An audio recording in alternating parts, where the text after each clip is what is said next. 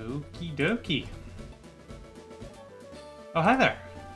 Welcome everyone to Sunday's stream, day 4 of Fire Red Leaf Green. Just realized I don't really have my microphone close to me, but I don't know how much that matters. Welcome, welcome, welcome. If you tuned in early to Twitch, you watched me catch a Meowth and organize my PC boxes. High-end stuff. Premium peak bonus content. Alright, so I've been doing a little thinking, and I'm probably gonna go over and check out Route 11, and then we'll bump back to 9, 10, and Lavender Town. And there's a good chance that between all of that, that might be where I wrap up stream for the day. And then we'll do like... we'll work our way to Saladin next time, and then do the Rocket Game Corner, and that'll be like part 4. Because Fuchsia... getting there might be a chore and a half. So, I don't know. We'll have to see. There's a lot of things still to do. We'll have to see how it all plays out. Route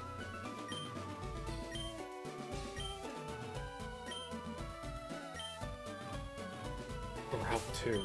I actually literally don't remember this aid. I saw it when I was catching Meowth.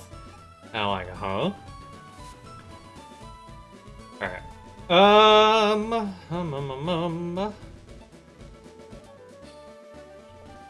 Alright, let's head east. We'll do Diglett Cave in a little bit. Yeah, I just remember Fuchsia being the most painful part the last time I played Fire Red and Leaf Green. I'm like, oh my god, it goes on and on and on forever and ever and always and everything. But yeah, welcome to the stream, everyone. Hope you're all having a wonderful Sunday. Hopefully it's better than my Saturday was. It was a bad day for sports ball.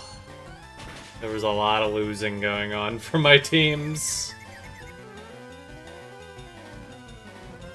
It was sad.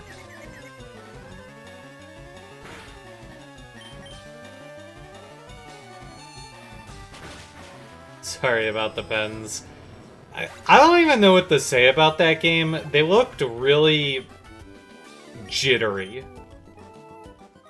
Like, they just, like, seemed to be playing with no confidence. And I'm hoping that was just a one-game thing, and they'll get it in gear. And everything will be fine.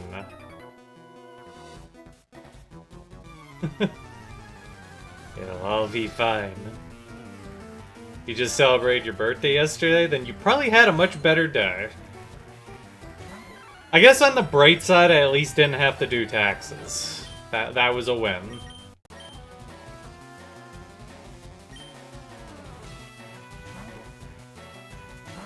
Das was a win.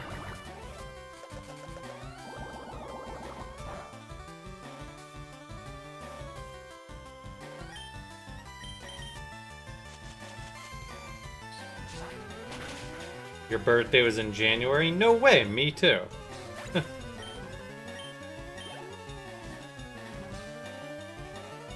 I feel like my birthday also starts with a J. That is true. June! Bro.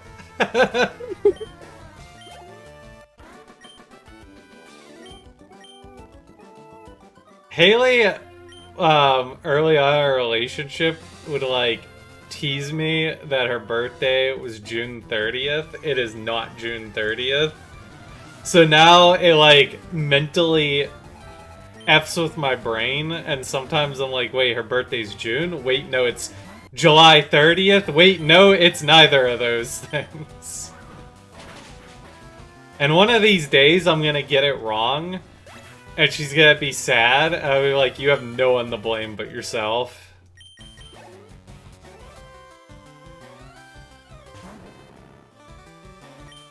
Also, yes, Haley will be joining us today. And Haley will be able to join us for hopefully all future Friday streams for the foreseeable future. Although, knowing her, she'll find some reason to be busy every Friday anyways.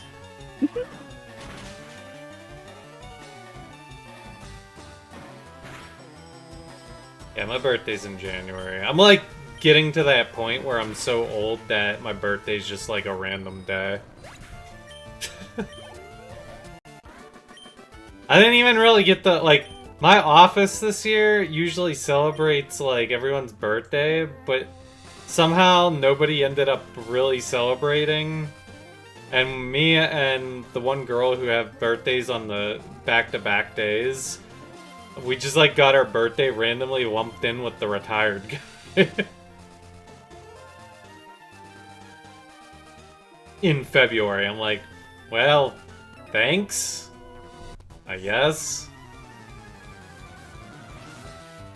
Anyone know if there's any new Pokemon on this route?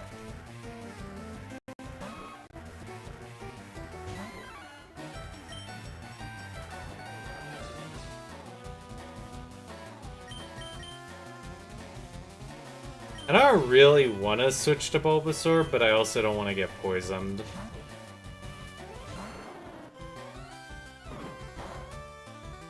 Drowsy and Magnemite? Magnemite, really? Fascinating. To that I say, fascinating.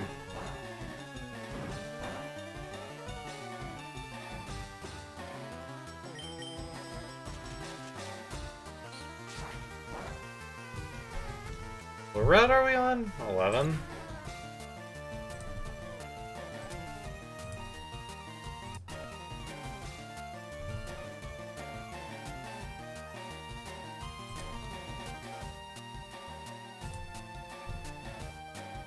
Okay, Drowsy, yes. Magnemite, no.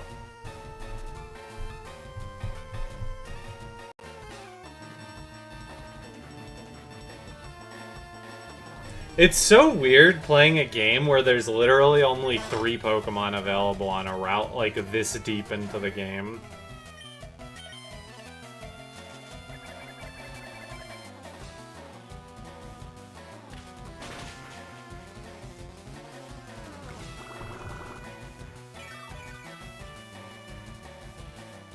What's the final moveset for Venusaur gonna look like? That is a great question. I was trying to plan it out, and I figured there was a couple different routes I could go. I was thinking I could maybe do like a Sunny Day type of set. Not that Venusaur would have Sunny Day, but another one of my Pokemon would. And then I would like run Solar Beam and stuff. But I might also just like stick with the stall tactic of Leech Seed and Poison Powder. Like, this might actually be almost the final moveset. Minus a few alterations.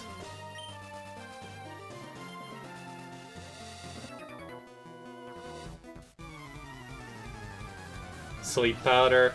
Yeah, I like Poison more. I just like watching health bars go burr.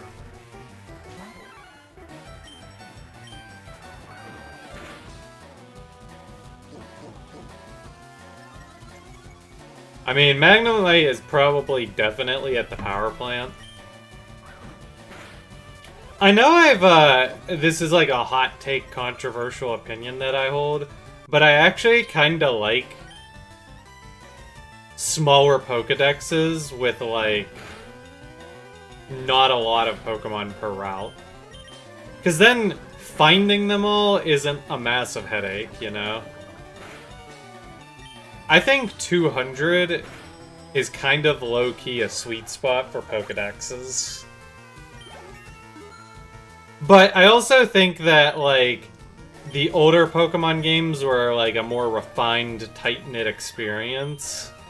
So, if you think about it in the context of newer Pokemon games, then yeah, it makes sense for them to have bigger Pokedexes. But also, You could just kind of like run around chucking Pokeballs at things, and it's a lot easier to catch stuff. So, yeah.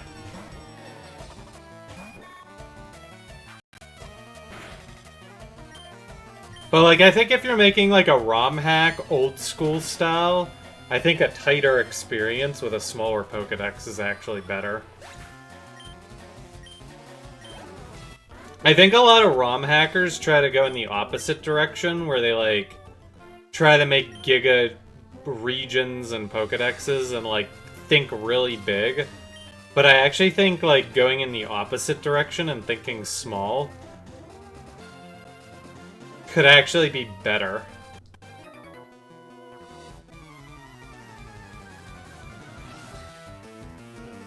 Is Butterfree a permanent member of the team? You'll have to keep watching to find out. It's a secret.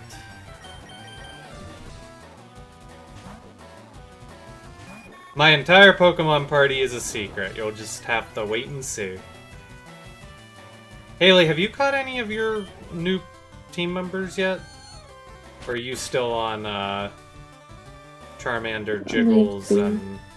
Huh? Oh, yeah, 3. Okay. I actually kind of forget the rest of your team. Oh, I remember one. You're probably not far off from your next. Did you ever get to the second gym? I got to Cerulean. I didn't do Nugget Bridge yet. Okay. Haley's a little lagging behind right now.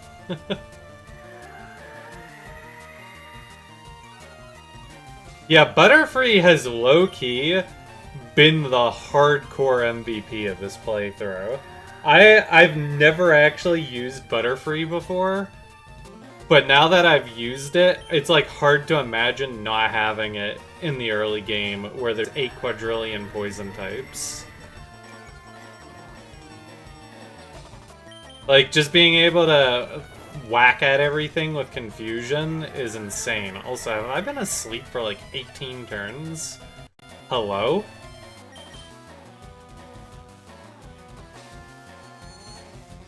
But yeah, Butterfree's definitely a, like, my entire opinion of Butterfree has been vastly changed by this playthrough.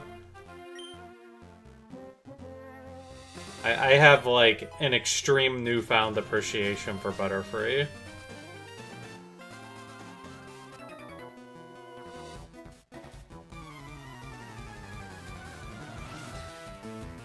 I feel like these engineers need a different sprite. They're just the sprite of some bald guy, but they're actually, like, wearing a hat and stuff. Like, they look like an old dude with a bald head, when in reality they're a younger dude with a hat. Also, I should have used Karate Chop. Butterfree is Kadabra at home.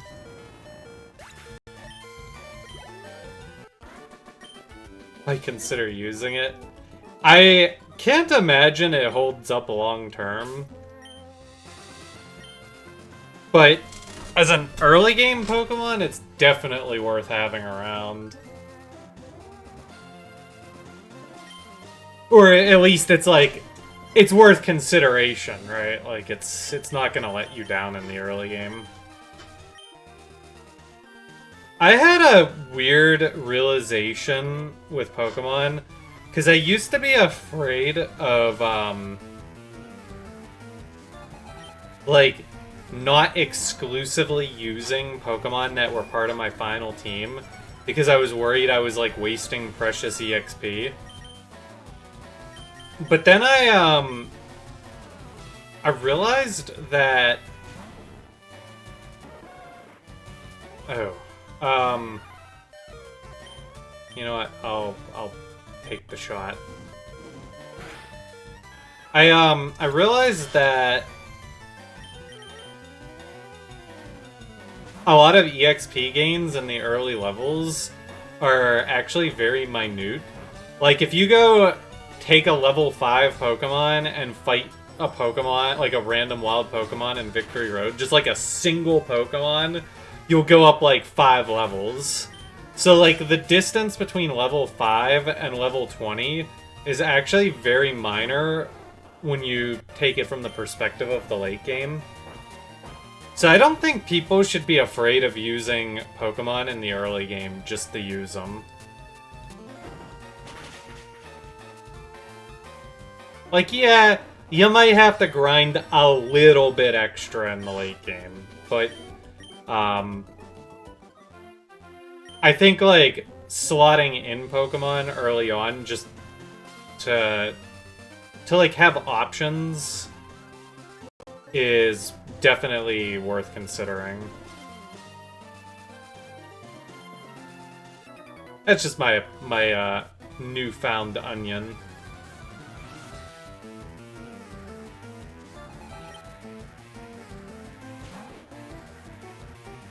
I think Pokemon is a lot more fun when you broaden your scope of Pokemon usage.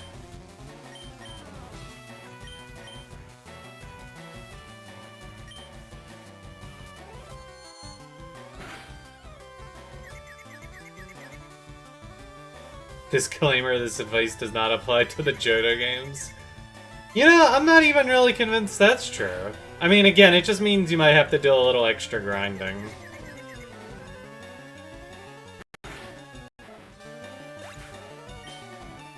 Also, yes, I do have a Twitch. If you are watching on YouTube, you can also watch me on Twitch. I started dual streaming to YouTube for 2 purposes. One, it separates out my live streaming from like uploaded content, which is something I wanted to do. And 2, I was gonna upload the VODs to YouTube anyway, so it just like saves me a step. Plus, some people just prefer to watch on YouTube, and honestly, with the way Twitch does ads, I don't blame them. I deliberately don't ever run... Like, I don't consciously run ads on Twitch. So if you get any ads, it's basically stuff that was already pre-programmed by Twitch to do. I have the ability to run ads, but I don't think the pennies that I would make from doing it justify aggravating you guys. Now, if my stream was rolling in like 1,000 viewers concurrently, I might reconsider that stance, but I'm not gonna torture you guys with ads.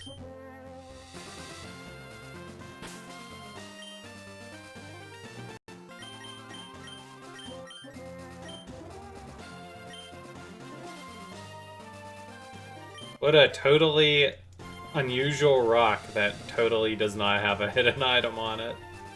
Oh.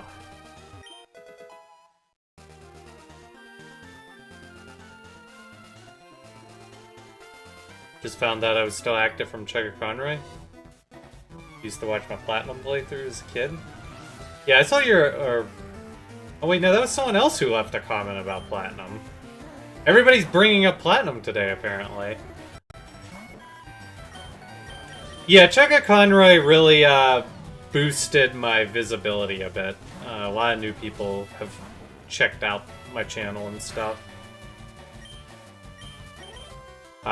Presumably you watched the video that I uploaded about, I guess it's been almost a month now. I responded to the Chugga Conroy thing. I think most people have watched that by now, but good idea to watch that if you haven't. Mario's Time Machine? I'm gonna be honest, I didn't even know that was a game. Like, if you gave me, like, some sort of trivia question, like, which of these 3 games is real and which is not real, I probably would have said that's not real. Platinum Walkthrough was goated. Platinum Walkthrough was probably one of my better ones, but I have very little memory of that one for some reason.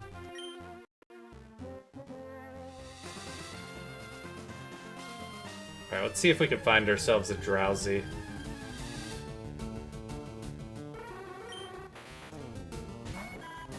That did not take long. I'm gonna opt for poison.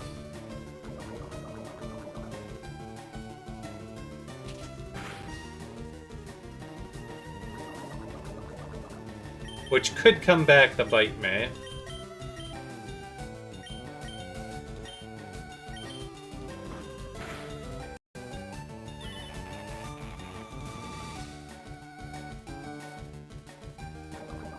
You prefer using Pokemon you're comfortable with or something that catches your eyes? I've tried over the years to, like, experiment with new things that I don't use too often. But we are, for the Pokemon, the Haley Pokemon Marathon, the idea kind of behind our playthrough is to actually use stuff that, like, something that sort of embodies, like, a dream team that still follows a set of rules that at least makes you have to have some team diversity. So, like, I'll be using a lot of my favorites throughout our marathon. But I've said this before, the marathon is like a long-term project that is like its own independent thing. We'll do a lot of Pokemon projects in between marathon games. And I would like to,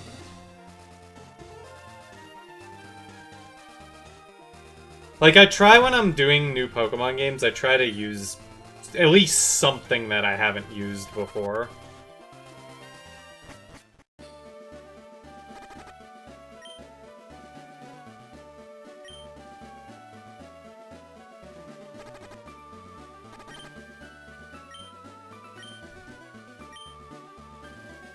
Since I've never actually played Fire Red and Leaf Green before, though, I would imagine that, we're trying to think if anything on my party is something I've used in a walkthrough before.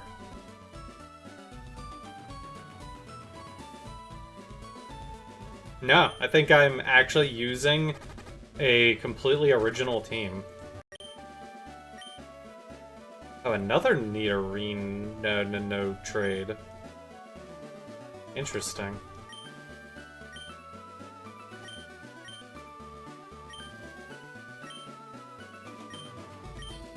3 off? That's lame.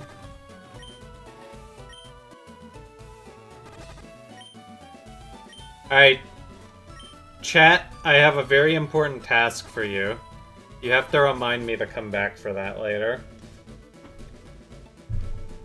Well, I played Gale of Darkness on stream. Which is the one that just got put on the GameCube whatever? Was that Gale of Darkness?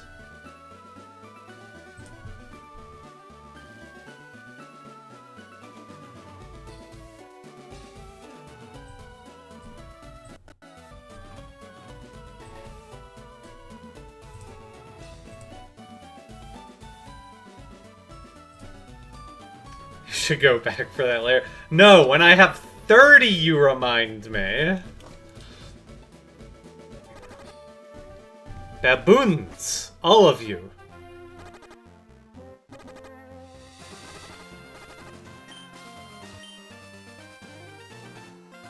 Snorlax. Colosseum and Gale of Darkness. Yeah, which was the one that got added to the Switch recently, though? Was it Gale of Darkness?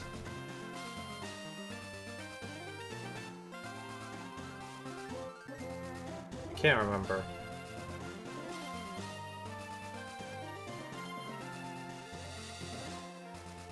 Because if that's the one, then yeah, I was thinking of playing that on stream. I don't know if it's going to be our next stream project, though. I've never played either of the GameCube games before, so it would be actually a blind playthrough. How's that ZA review been coming along? I have made 0 progress on it since the last time I talked about it. Last week I was concerned about taxes, and this week I was just burnt out. I have not been getting good sleep lately, and it has been impacting my my overall quality of life.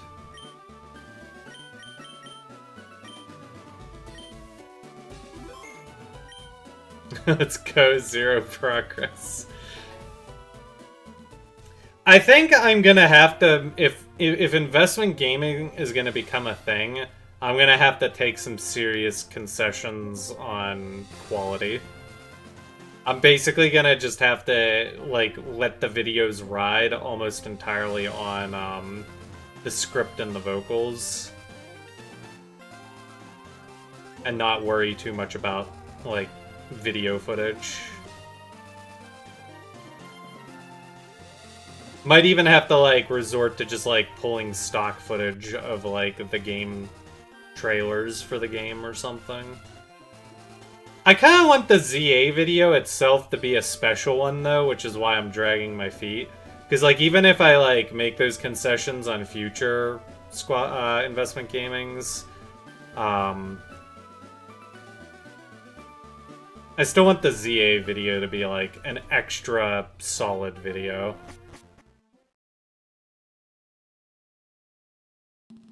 If I want to transfer... I don't care about transferring teams. I don't really care about that stuff that much anymore. Like, I tend to let each Pokemon game now be its own independent thing. But creating a giant living dex over time, there could be something interesting to be had about that. Like, I might like, try to slowly work on something like that over time.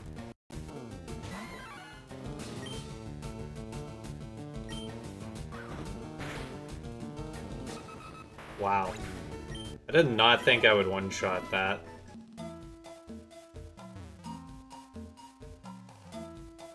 I mean, it's kind of okay, though. I do need to catch Diglett here. Oh, this one's a strong Diglett. What the? What the?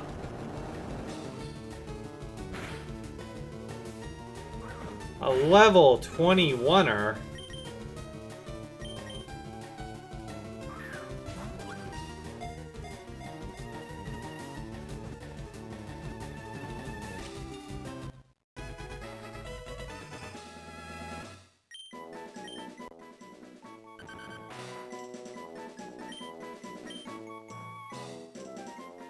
But yeah, I will definitely try to play the GameCube games at some point. That is the goal. Hey, Wolverine.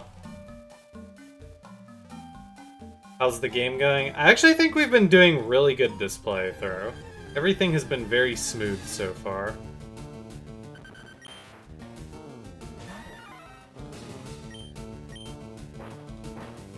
Uh-oh. I've been outsped! Should I, fight it? Can I tank this? Oh no, I didn't get the kill off! Oh no. Wait, what if I just catch another Diglett? But then I don't get EXP and that kind of defeats the point. But what if I catch another Diglett anyway? What level does Diglett evolve at?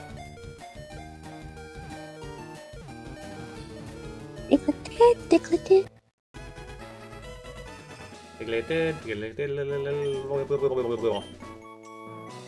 I tried.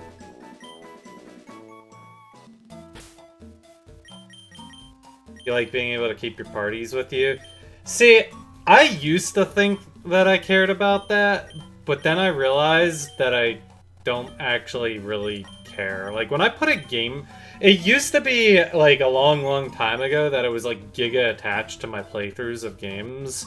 But as I've gotten older, I realized that, like, once I'm done with a game, I'm done with it? Like, you know. So, like, slowly building up a living dex over time would be kind of fun, just as, like, a generalized objective. But I kind of, like, don't mind leaving my teams on the games that they were in. And I also sort of have the mindset that, like, I don't really want to go back and replay games anymore unless they are, like, games that are specifically in my gaming pantheon for replayability. And Pokemon at one point in time was that, but nowadays I'm like, well, I don't really want to go back and replay Pokemon games anymore.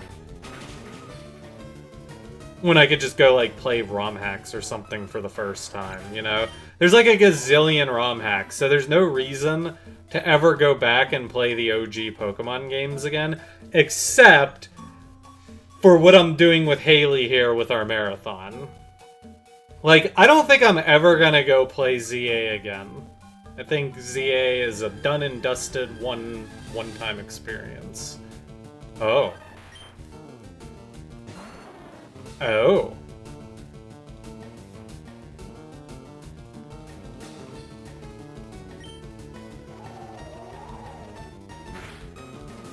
Isn't Dugtrio like a 1% encounter rate?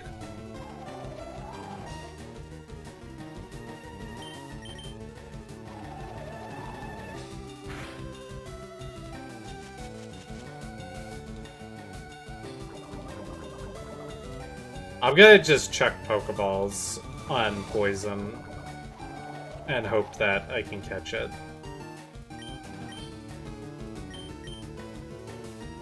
$5%? That's a little better than I thought. Oh, lordy.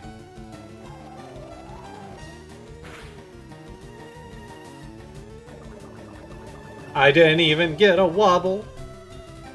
A wibbly wobbly.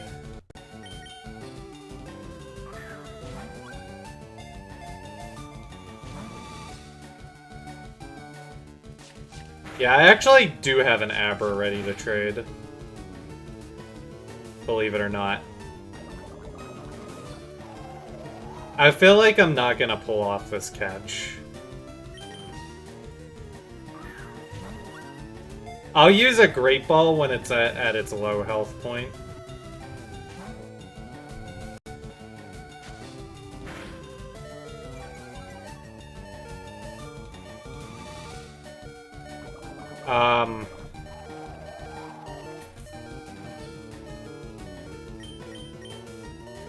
I think I need to actually heal here.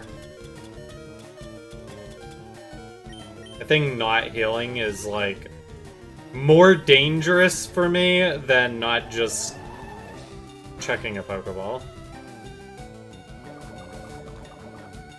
Do you think it could take 2 more ticks of poison? I think it can. That last tick is gonna be close, though.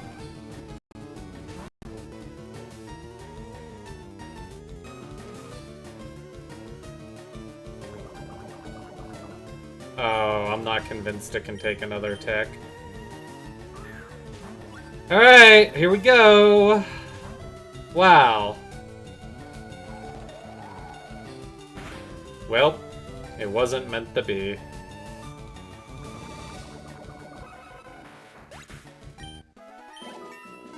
Stubborn little bugger that thing was.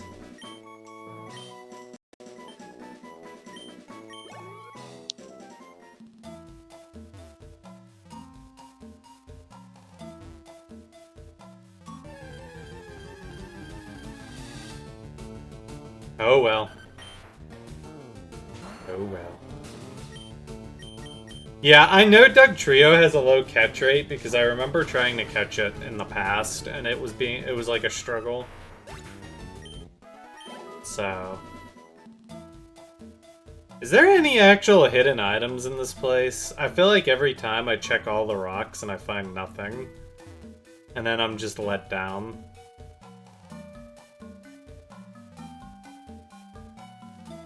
Catch rate of 50? Yeah, that's pretty low, isn't it?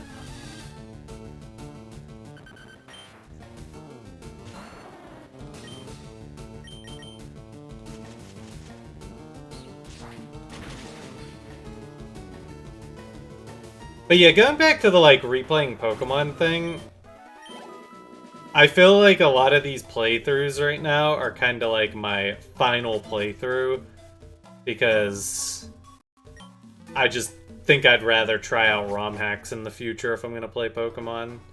I have one other personal project that I plan on doing, which is completely independent from stream. It would be something I do on my own, where I want to like go back and play the first 4 gen trilogies.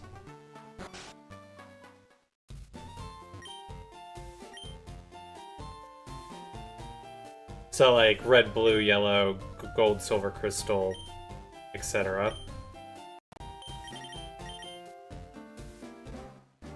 Dang, I could have had my 30 if I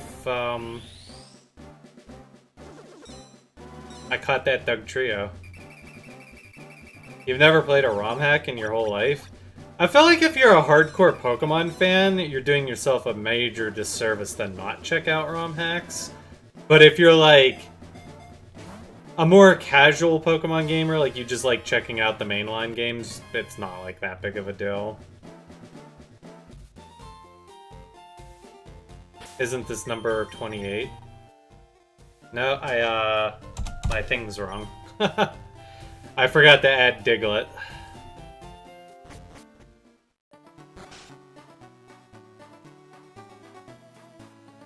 I mean, I could still catch Dugtrio, but I'm only gonna do that if I run into one. I'm not gonna sit around wasting an hour trying to find it.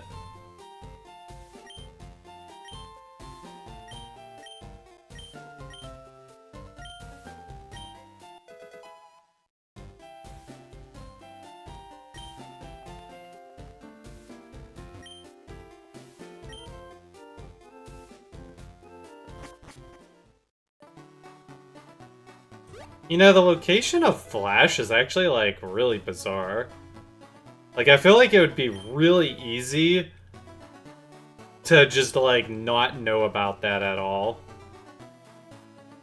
And for a kid to be, like, playing this game and getting giga frustrated by the rock tunnel.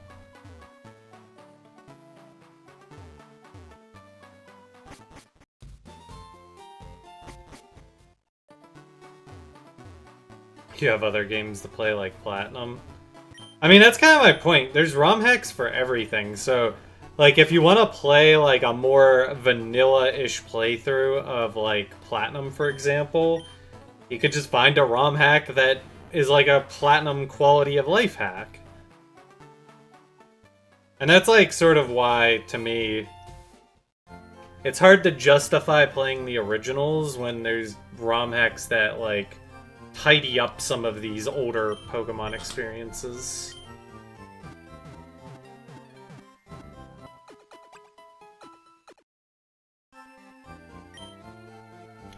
But yeah, there's only like so many games that I actually consider replayable at this point, and they're basically my comfort games. A lot of the things that ended up on the chart that I did on Friday's Squawk with Scarm would fit into that category, so like, yeah, I'll go play a Skyrim playthrough or an XCOM playthrough again. But even those games, I feel like my desire to replay them has waned a lot as I've gotten older. Like, if you asked me, like, 6 or 7 years ago, it would have been unfathomable to me to, like, say, yeah, I only feel like maybe I'd play a Skyrim playthrough once every couple of years or whatever. I have a project I want to do with Skyrim, which will involve 10 playthroughs, but they'll be like shorter playthroughs. And like once I finish that project, I feel like I won't really want to replay Skyrim on the regular. That's part of the reason I've been dragging my feet with playing Skyrim again, because I've been waiting for that one mod author to like finish his mod suite. Because it's like, I kind of want to get my definitive Skyrim experience in, because once I do, I feel like I'm going to be, like, done with Skyrim. Haha, 6-7. Wait, did I say 6-7? Oops. Oops, I didn't mean to do that either.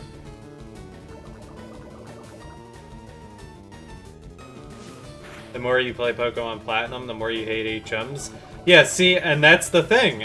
There are probably ROM hacks out there that get rid of HMs. I know there's ones for 3rd gen that, like,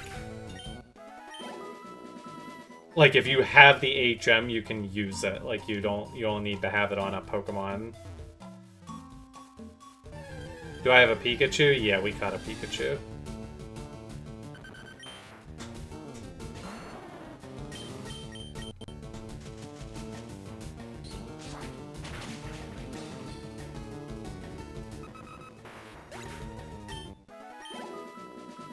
I just want to, like, part of the reason I'm trying to be, like, more tactful with replaying games is because I really want to play more new games. I realize that over my lifetime I've played so few games, and I call myself a gamer, and it's like, man, what, like, there may come a day where I can't game anymore. Like, you never know. Like, my carpal tunnel might, like, break my wrists into, and then... So, like, if I have limited time gaming, I want to make the most of it. Sometimes I get in, like, limbos with new games, though. Like, I'm in, like, one of those limbos right now. I finished my Underground 2 playthrough, and it's been, like, a struggle to get a new playthrough booted up and rolling.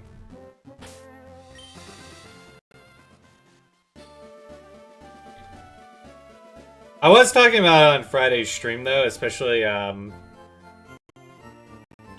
ye old Wolverell, because Wolverell's actually part of the reason it's been on my radar, but I think I'm gonna finally play Yakuza 0. That one's been on my backlog for a long time, and I'm really excited to try it out. I think this is gonna be the week. I think I'm gonna try it out. I also have Pokepia still sitting on my backlog, and I've been, like, dragging my feet with Pokepia. Yeah, surfing being automatic in Hoenn would be nice, but also, I feel like everybody has a water Pokemon in Hoenn. And surf is just objectively a great move. So it would be good, though, if you wanted to do, like, a mono-type run or, like, some sort of challenge run where you might not have a water Pokemon. Alright, we'll have to remember to come back for the aid. I don't think it's that big of a deal. I don't care too much about the item finder.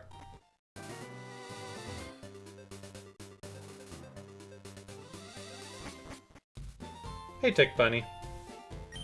Oh, oops. Wrong building.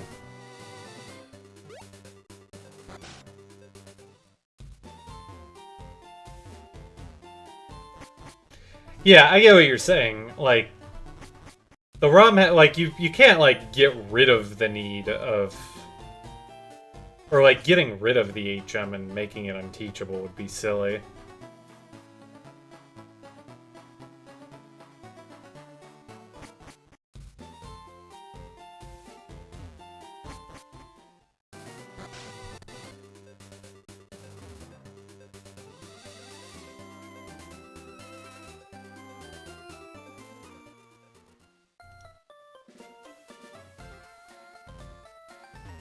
Alright, Route 9.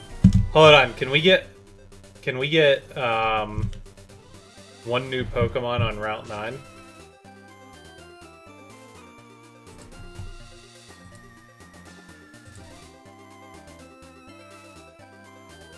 No. There are no new Pokemon on Route 9.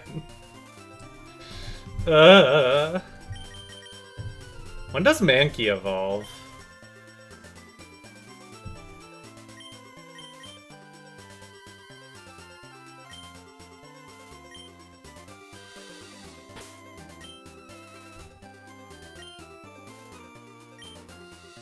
$28.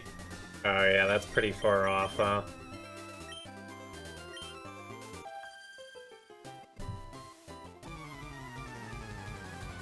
Wait, what did she just say? Did she just say, "You're mine"? I resent that comment.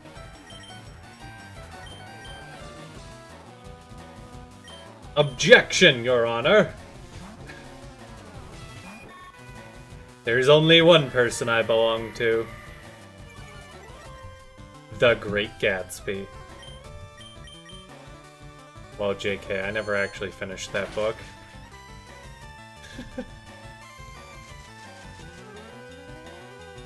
Did she say that? I don't know. I was kind of clicking through fast, and I swear she's just like, "You're mine."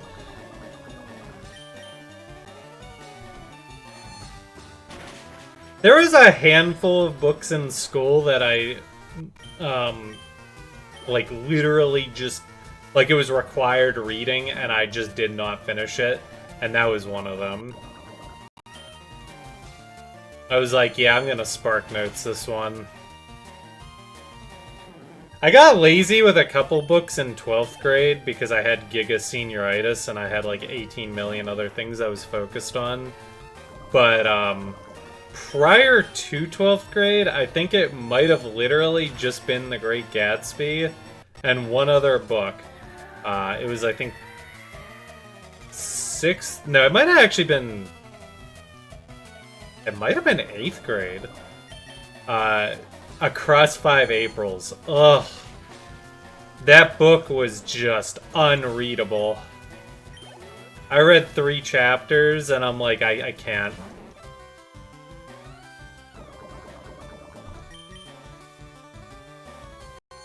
Oh, and Wuthering Heights in 12th grade. Ugh. And it's funny because both of those books were like... Across 5 Aprils, my teacher was like, "This is my favorite book ever." I'm like, if this is your favorite book ever, you've got problems.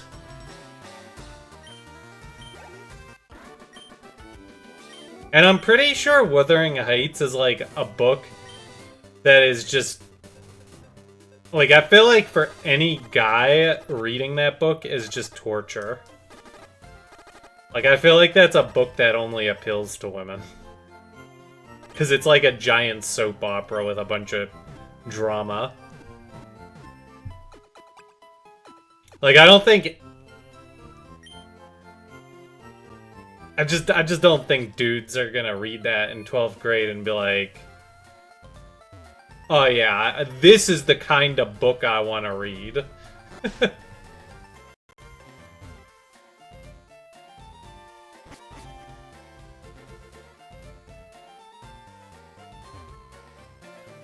Yeah, The Great Gatsby, for some reason I skipped it, and I think that might have actually been like an okay book that I skipped.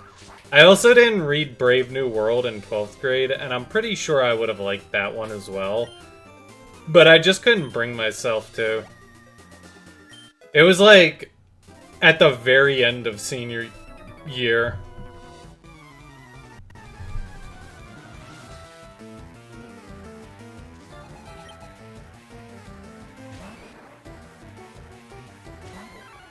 Everyone's top 3 starter trio? I think, Haley, was it you the other day who was like how peak the first gen starter trio is? I think Haley was commenting on that. Yeah, because I was looking at the sprite art. Yeah, I used to put first gen as kind of the middle of the pack, but for some reason in recent years, I feel like I've been like reevaluating that opinion. Like, no, actually the first gen starters are like really good. Like, it's a solid, well-rounded cast. Each one is very unique.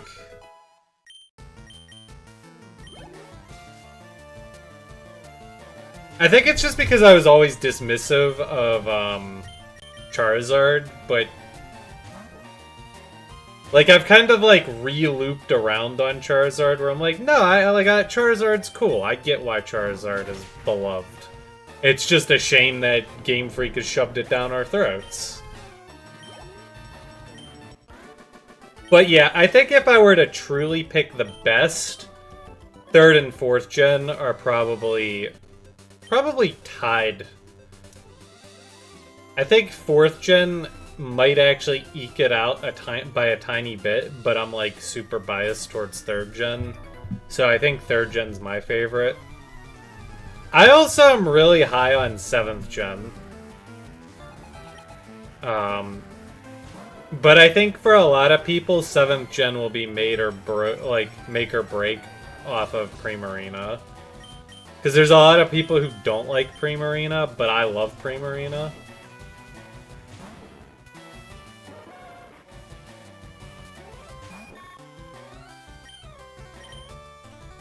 I also think, I think 9th gen was pretty solid.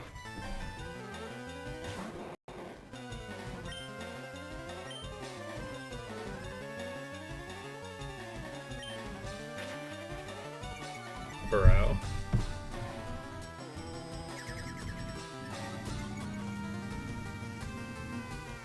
But I think, like, overall, I would rank it, like, 3rd, 4th, and 7th gen as the top, and then I might honestly go 1st gen next.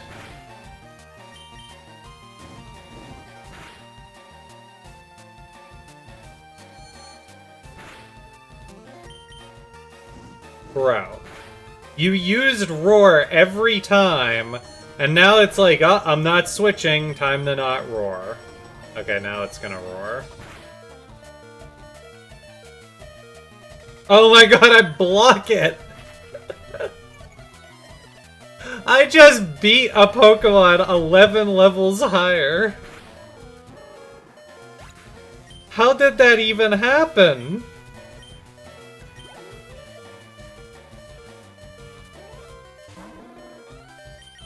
I don't understand. Mr. Mime would be fired to the main party. Yeah, no. If it had Fairy type in this game, maybe I would rethink that a little bit. But also, I probably wouldn't.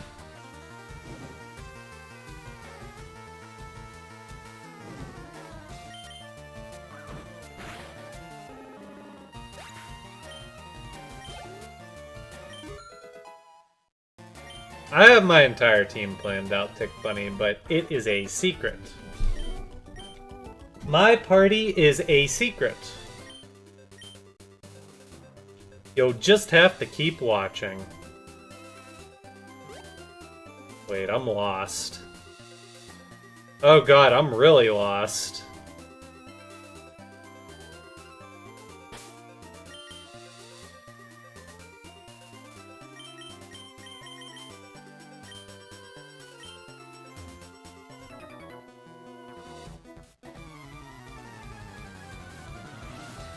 A psychic type like Jinx?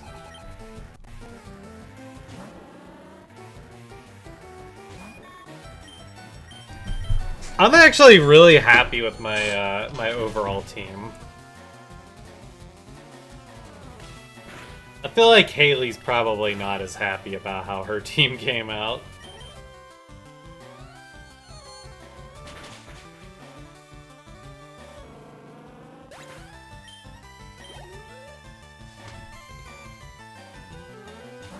First gen is tough when you can't double up on poison types.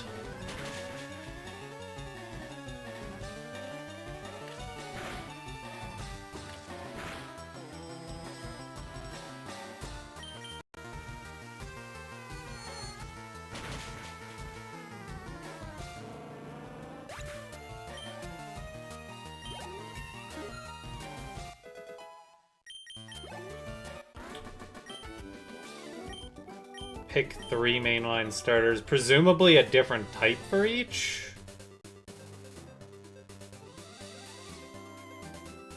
That would actually be tough. Trico for sure. Probably Piplup.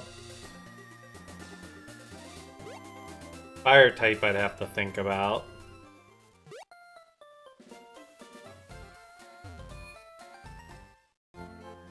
If Empoleon had a Mega, Fennekin with its Mega would actually be pretty cool for a trio.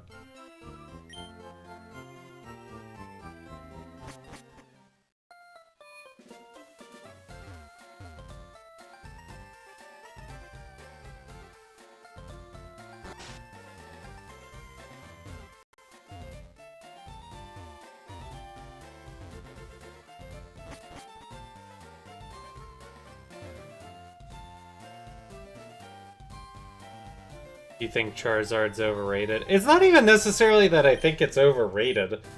I actually made a Reddit comment on this one time on the Need for Speed subreddit. Because if anybody here has played the Need for Speed franchise, you probably know that the BMW, what is it, an M3? The hero car in Need for Speed Most Wanted is like very beloved, and it was like something that everyone thought was the coolest thing ever back in 2005. And then like a decade later, EA decided to start cramming that car down your throats at every opportunity in turn. And it like got to the point where the community consensus on it started being like, it's overrated, it sucks, blah blah blah blah blah. And it's like, no, the car was cool. Like, the issue wasn't the car, the issue was it got milked for nostalgia at every corner. And that's kind of how I feel about Charizard. Like, yeah, Charizard was cool. Now, I'm not a fire guy, so it wasn't my personal cup of tea. But it was still a cool Pokemon, and I understand why everyone loved Charizard. But then, like, starting in 6th Gen, it started getting milked to high hell and back, and that's when it became a problem. I think an Empoleon Mega could be really awesome. I actually think it's a very big tragedy that Typhlosion did not get a Mega.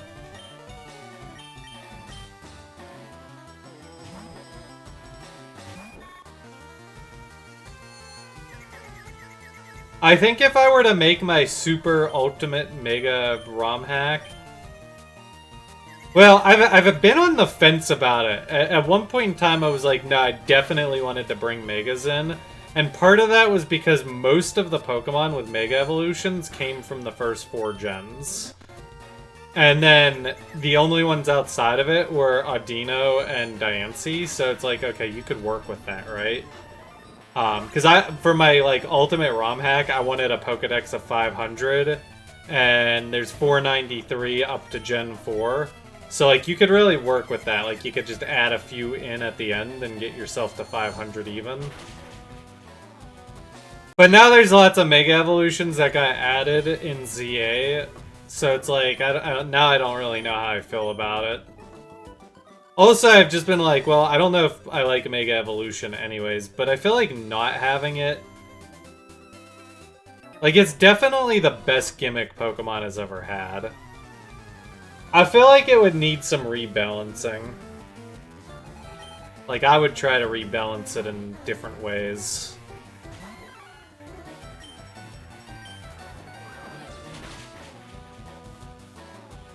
A simple RNG. But one thing for sure... is if I did Mega Evolutions, I would definitely make sure there's one for every starter Pokemon.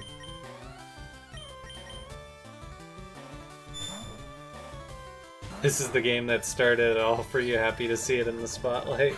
Thanks for the 17 months, bruh. Appreciate it.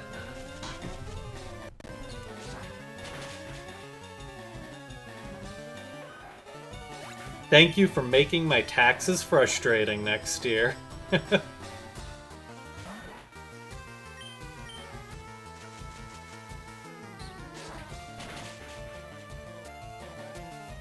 Yeah, I think some Pokemon didn't need Megas, and that's also where the problem comes into play. Because I look at things like Mega Mawile, and I'm like, I feel like in my ultimate ROM hack, I would want something like Mega Mawile to just be like a normal evolution, you know? Like, that would be better for balance to have something like Mawile just get like a straight buff to make it more usable. Please tell me I did my taxes? Yes.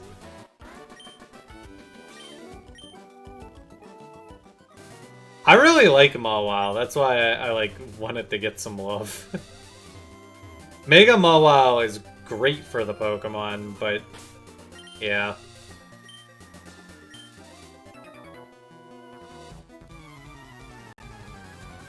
At least Charizard didn't get Omega Z. I almost fully expected it would.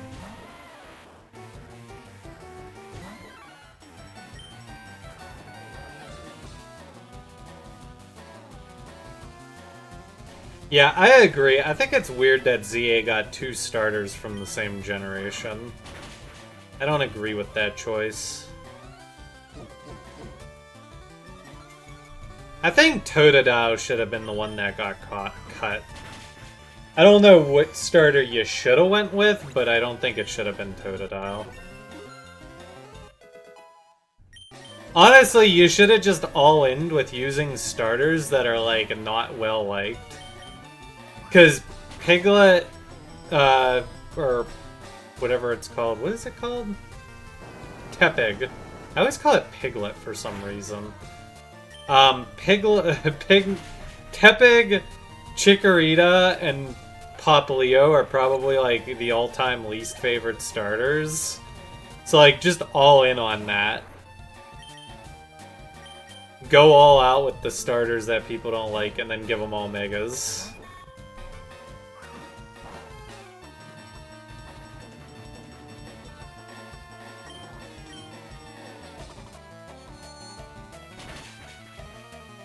What are you talking about? Luxray did get a starter. Or a Mega. Haven't you seen that Mega Evolution? They even changed the name. They called it Zorora while they were at it.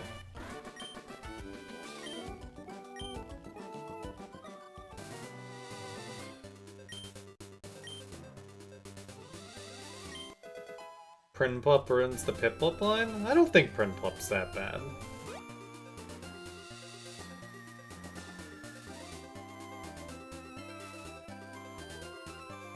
I don't think middle Evos even really should matter that much. Most of the time, middle Evos are just like a stepping stone that you kind of pass through. Like, I don't judge Pokemon on their middle stage. I always judge it on their first or final. There are, like, 2 exceptions to that. Grovyle is awesome.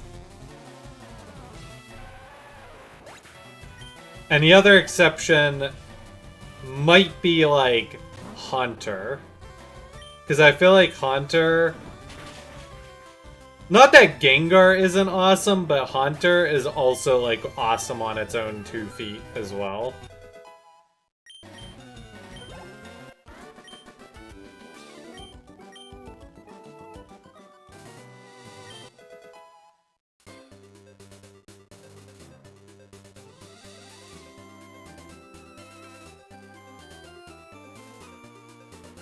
Have I, like, navigated every little nook and cranny on this route?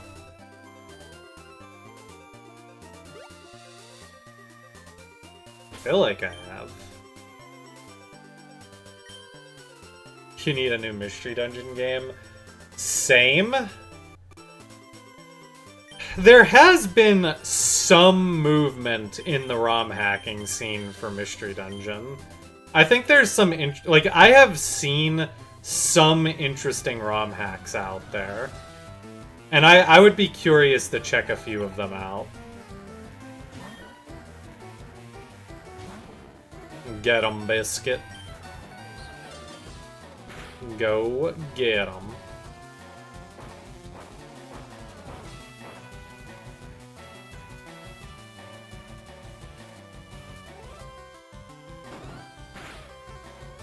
Yeah, see, I want an Explorers of Sky remake. That's what I want. But honestly, I also know that there's some ROM hacks out there for Explorers of Sky that I feel like do an adequate job with quality of life stuff that it's not even really that necessary.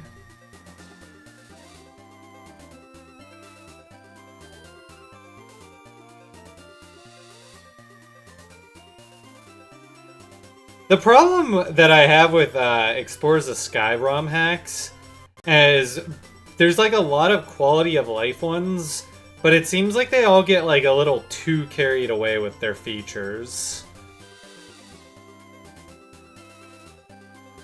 We're on Route 10. Is there a new Pokemon on Route 10? There's one particular ROM hack that I personally think is probably the one that I want to play most. But I remember reading that the mod author wanted to like get a little carried away with that too. And I'm just like, no! Yeah. Like, I want that premium vanilla plus Explorers of Sky experience. That's what I'm looking for.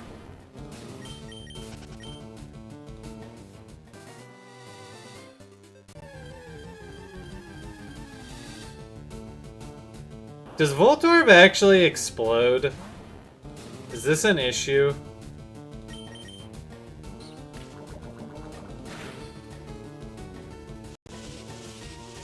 No?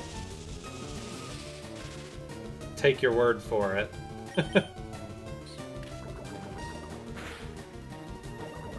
Perfect. Perfect.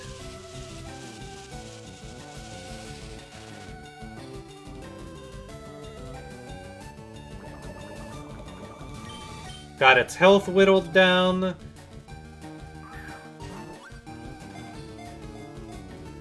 Okay, but low-key, the biggest sin is that the Voltorb line isn't a 3-stage Evo with a Polka Ball, Great Ball, and Ultra Ball form.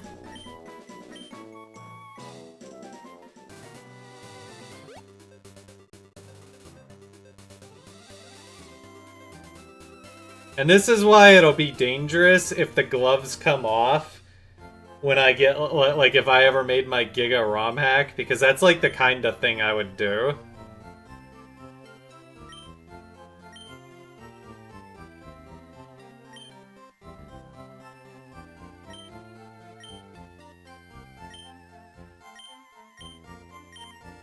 An Everstone.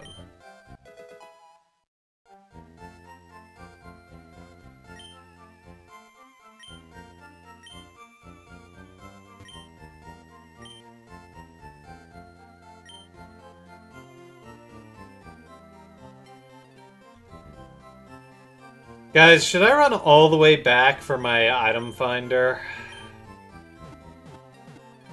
Would that be torture? Shiny Electrode is already a Great Ball.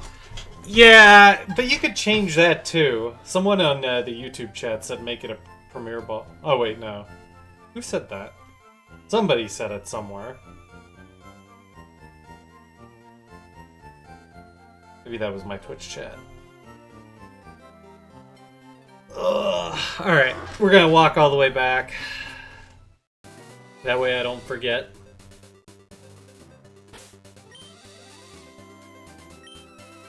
I should honestly try to bring along 2 Pokemon that could, like, be used in a pinch. In the Rock Tunnel, because the Rock Tunnel is brutal. I'm, like, afraid that I don't even know how to navigate the Rock Tunnel.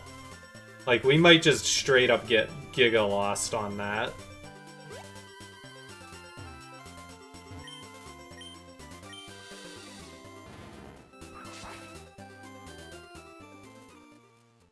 It might be a get lost angle. Pull up a map. Ah, yes, the map. Yeah, I should probably do that as well.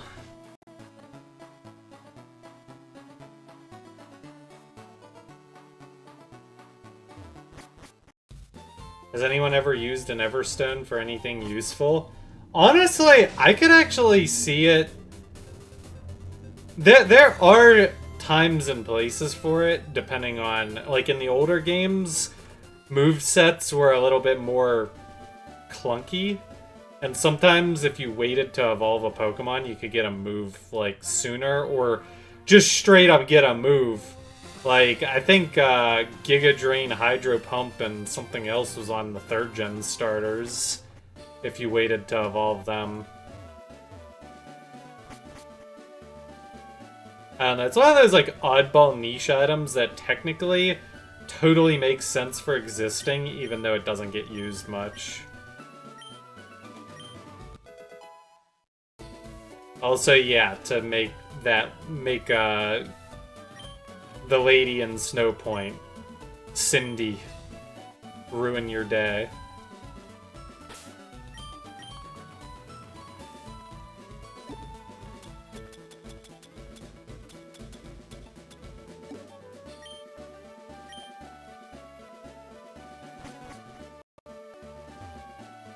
Yeah, but you could use a heart scale for Blaze Kick, Muddy Water, and Leaf Blade. One of the things I would want to do if I were to like make my Giga Ultimate hack is like really emphasize a signature move for each Pokemon. Like, yeah, there would be like the more generalized moves, but I would want to have like something that really felt like a true signature move for different Pokemon. Yeah, I did get the VS Seeker.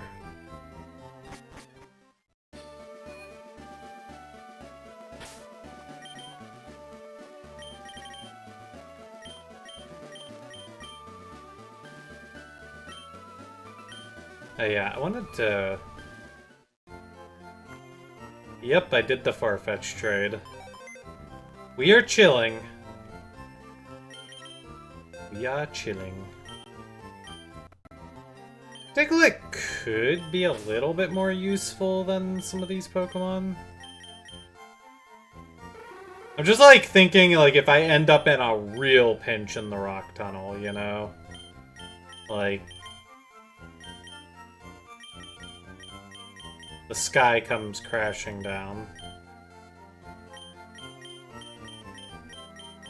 I don't really think I have anything else that's higher leveled. Maybe I'll just, like, catch something in the rock tunnel.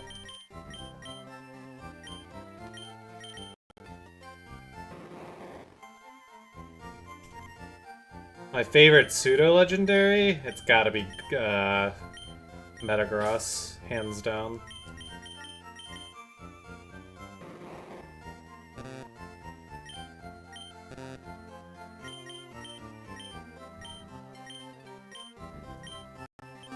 It is pretty safe assumption that I gravitate towards Steel-type Pokemon.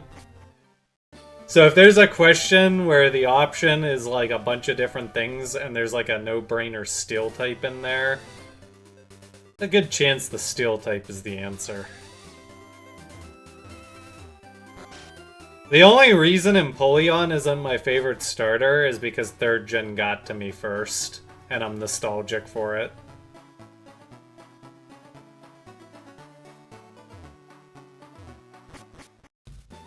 Yeah, I know about the other trade, but I don't have anything to trade it right now. Where did I catch Voltorb? The route we were just on and the route we're going back to. I'm assuming you were AFK, or not paying attention.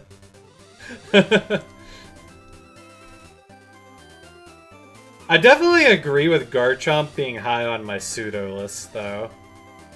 Garchomp kind of has an unfair advantage, though. It was the first pseudo to actually, like, be usable in a playthrough. Like, I really like Salamence, but you can't get Bagon until you're, like, literally at the Elite Four's doorstep.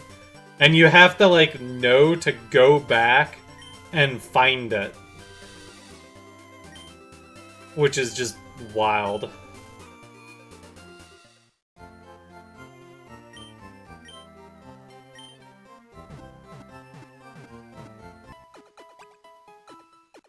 Hidden Grass has a Nabon berry. Well, too late.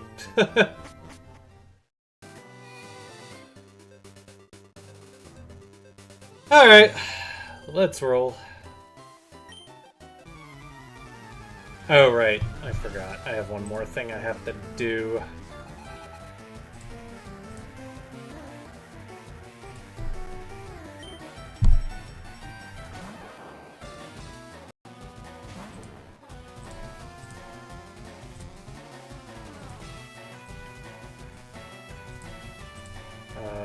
1 second.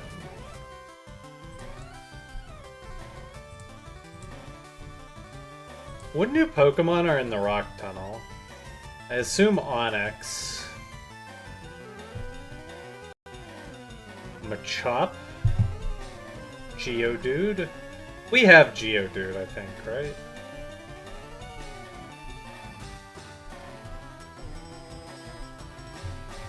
I think it's just Onix and Machop.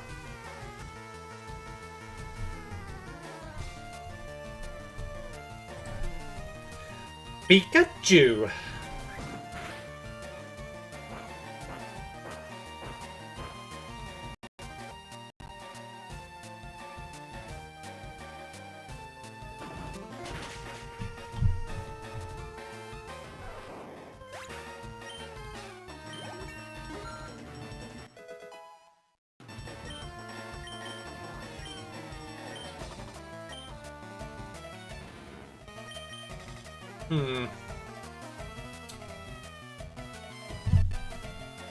Okay, this one I have to actually, like, go look at what I chose.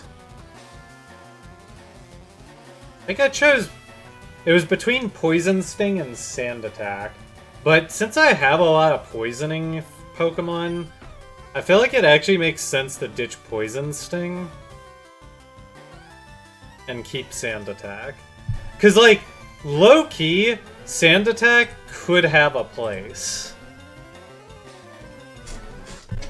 Whereas Poison Sting doesn't really do a whole lot for me.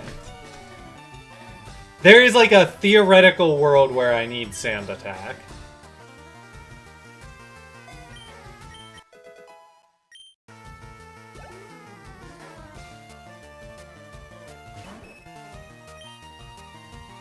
Komuo? Yeah, I really like Komuo. I still don't know how to actually pronounce its name, but that's how I say it.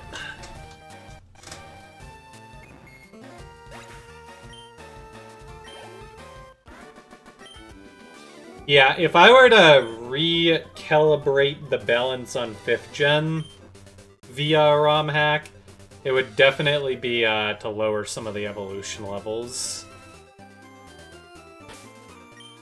I don't necessarily think making the evolutions high is a bad thing, but 5th gen like went a little too extreme with it. Komuo is right. Nice. Alright. Brace yourselves, folks. We are going in.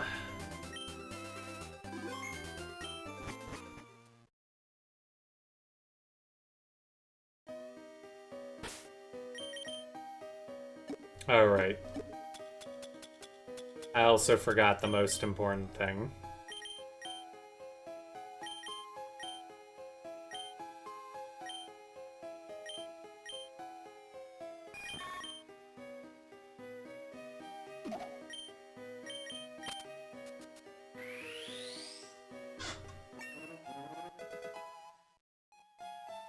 Komuo? Komuo?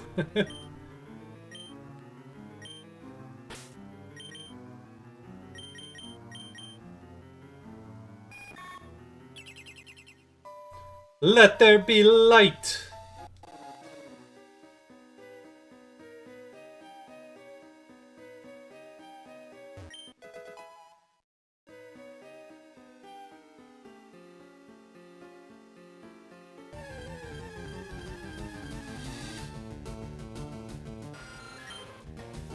Maybe I should have stocked up on more potions before coming in here. I only brought 3 super potions? Am I crazy?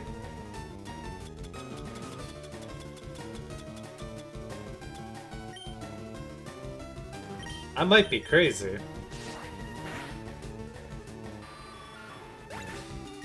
It's fine, it's fine. It'll be fine.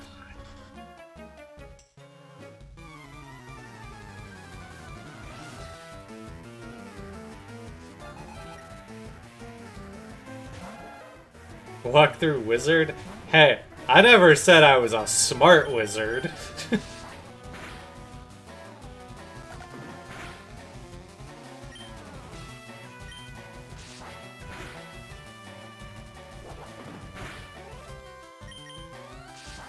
think this will 3-tap? No! Oh god. Alright, hold on. We might need to go, like, recalibrate real quick before we go any deeper.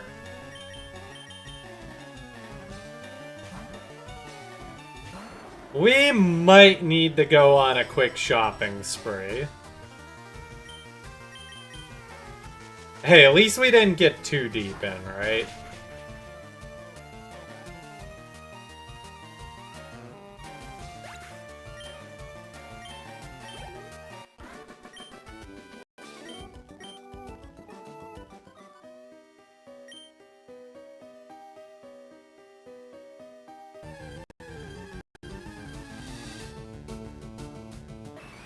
How many repels do I have?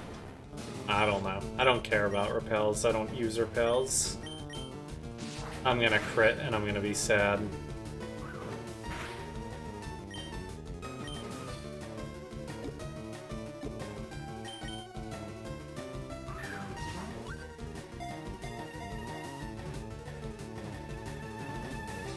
I don't like using repels because I actually like training up on the wild Pokemon. Pokemon is a lot easier when you, like, actually just fight the wild Pokemon as you go.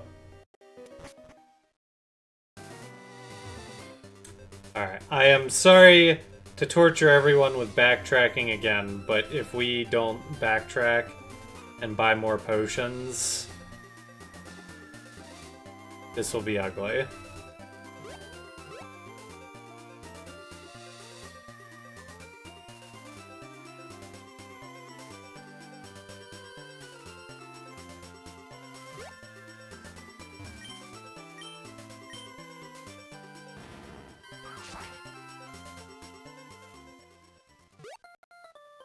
The problem is, I don't think they sell supers at this mart, do they?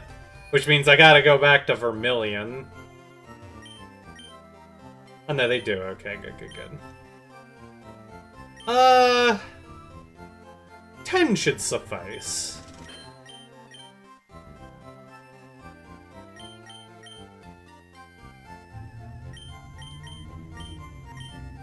Yeah, I think 10 should suffice.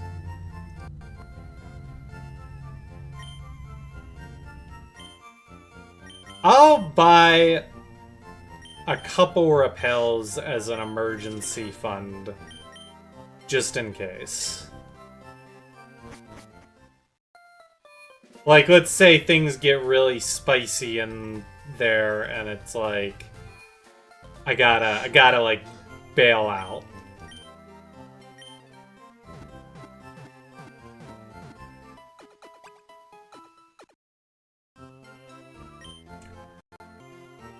I mean, technically Baxcalibur's Mega is online locked, so that sucks, but yeah, I think Luxray is more so referring to the fact that you gotta do special scans for Baxcalibur, and that is brutal.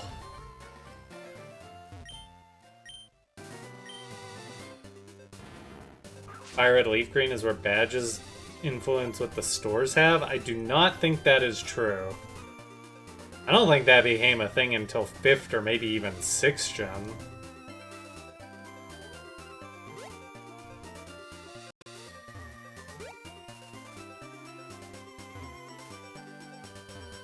You're watching live finally? Welcome back to Stream Awesome Mike. Actually kind of a low viewership stream compared to what we've been getting. A little sad. A little sad. The special scans aren't, like, inherently lame on their own. What makes them lame is the fact that you could get the battles in the mix. And I hated the battle zones. Because, like, people wanted to just special scan to catch Pokemon. Every time I got a battle scan, it's just like, okay, this is a waste of everyone's time.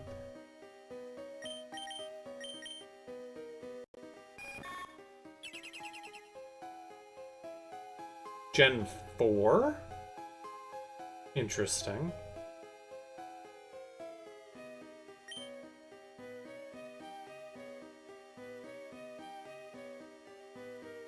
But yeah, I have an item finder now.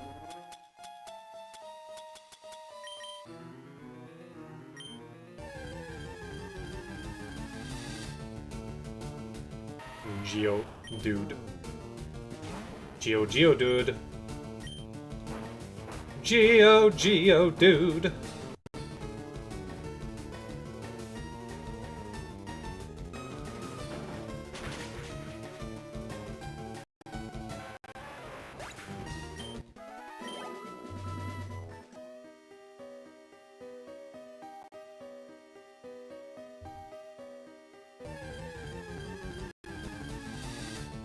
Pity all the shiny hunters that play Mega Dimensions?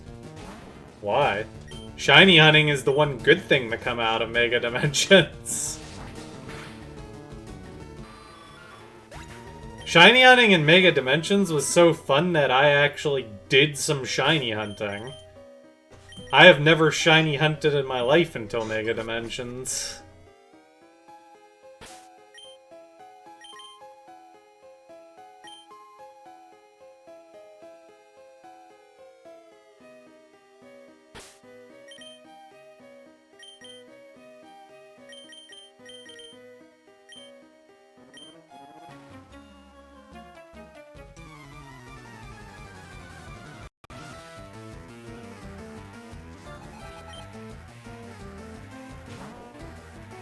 You like watching people shiny hunt? See, shiny hunting is another one of those things to me where it's like...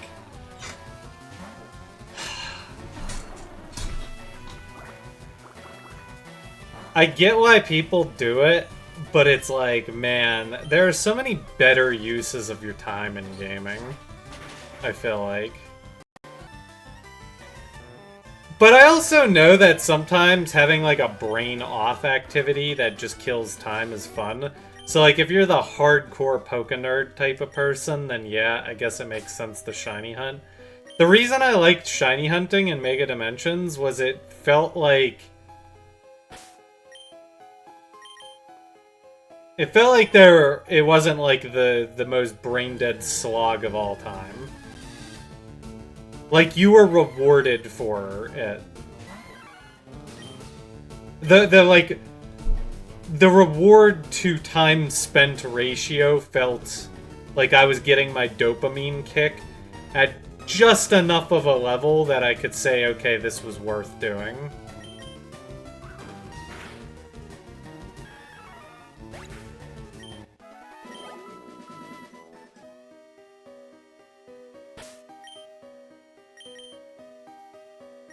Oh, the cutscene for the 7th gen starters? Oh, yeah. See, I wouldn't want to watch somebody do that, though. I'd just be like, that person's insane and move on with my life.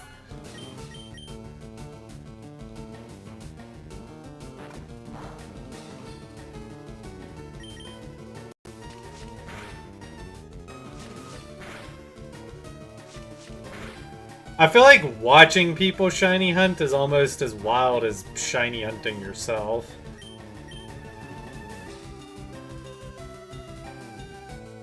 Like, at least if you shiny hunt, you at least get rewarded for it. Watching someone else, like... Do people... Like, I know there's people that like watching other people shiny hunt, and I'm just like, why? Like, that's a little too boring for me.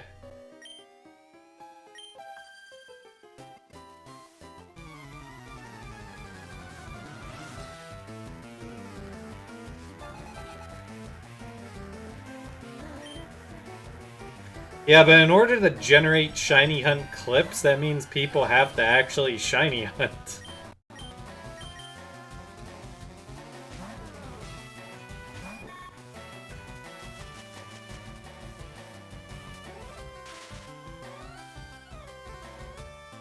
I don't know. I get there's different strokes for different folks, but... I don't know, man. Sometimes Pokemon is just like... The things people do in Pokemon hurt my brain.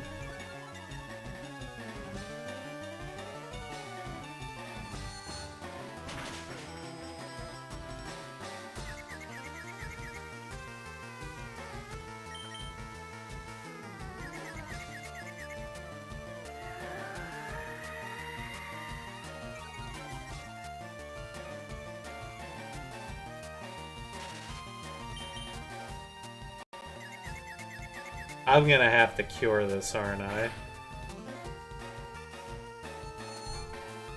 Do I even have a lot of paralyzed heals? I feel like I don't. Different ways to play is the main selling point. Yeah, but there's like a difference between playing Pokemon by using a variety of different Pokemon and grinding thousands of encounters with something just to find something with a different color palette. Like, it's one thing to shiny hunt for, like, your favorite shiny Pokemon. It's another to just do it for the love of the game. Like...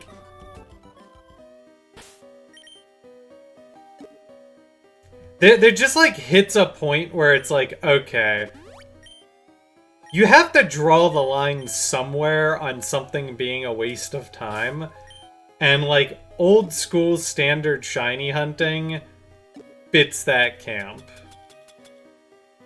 That's why, like, ZA, I was like, okay, I could actually get behind shiny hunting in ZA.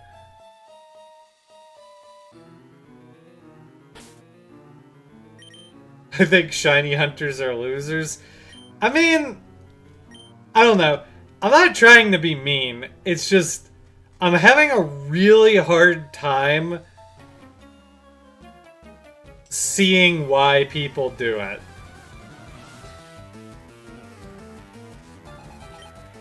I'm having a hard time connecting with the train of thought.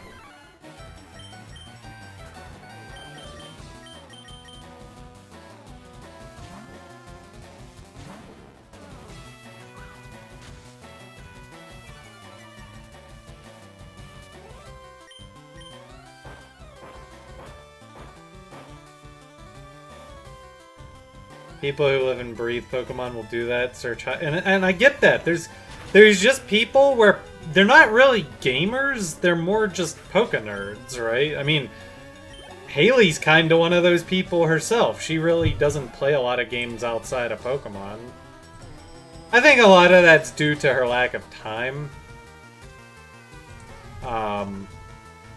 Speaking of, Haley just like left without ever saying bye. That's kind of rude.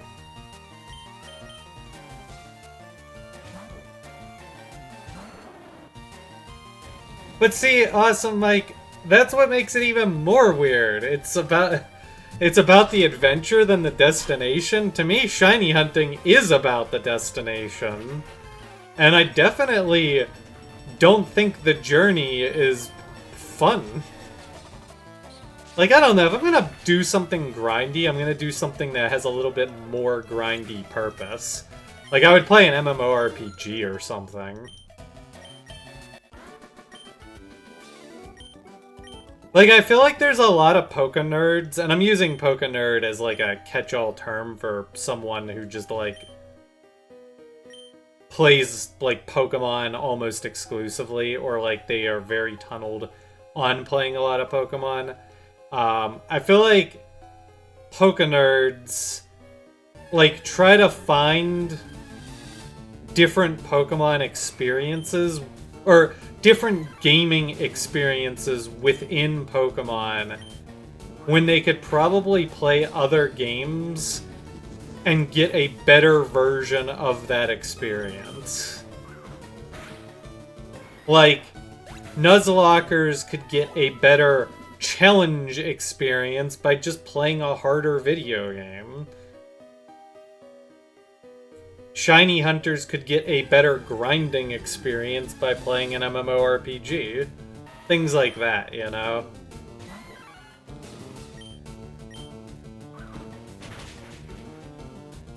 And I mean, it's like one of those things where, like, yeah, it's probably cool to try out once. Like, I did a little bit of my shiny hunting, and I got a fix of that for the first time in my life. And you know what? Maybe I'll do it again in a future game as long as the shiny hunting is easy, but it's not very high on my priority list.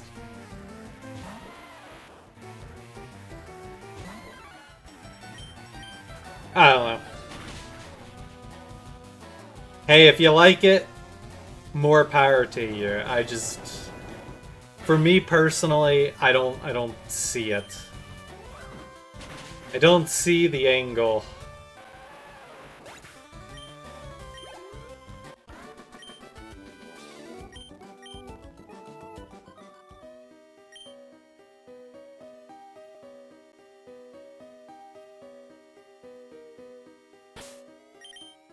Here.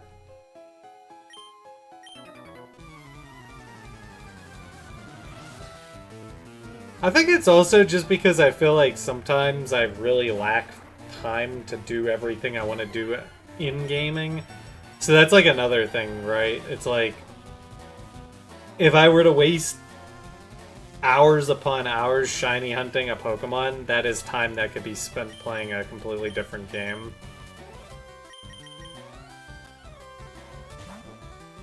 If Ian had a special Pokemon class, it would be Skarmkeeper.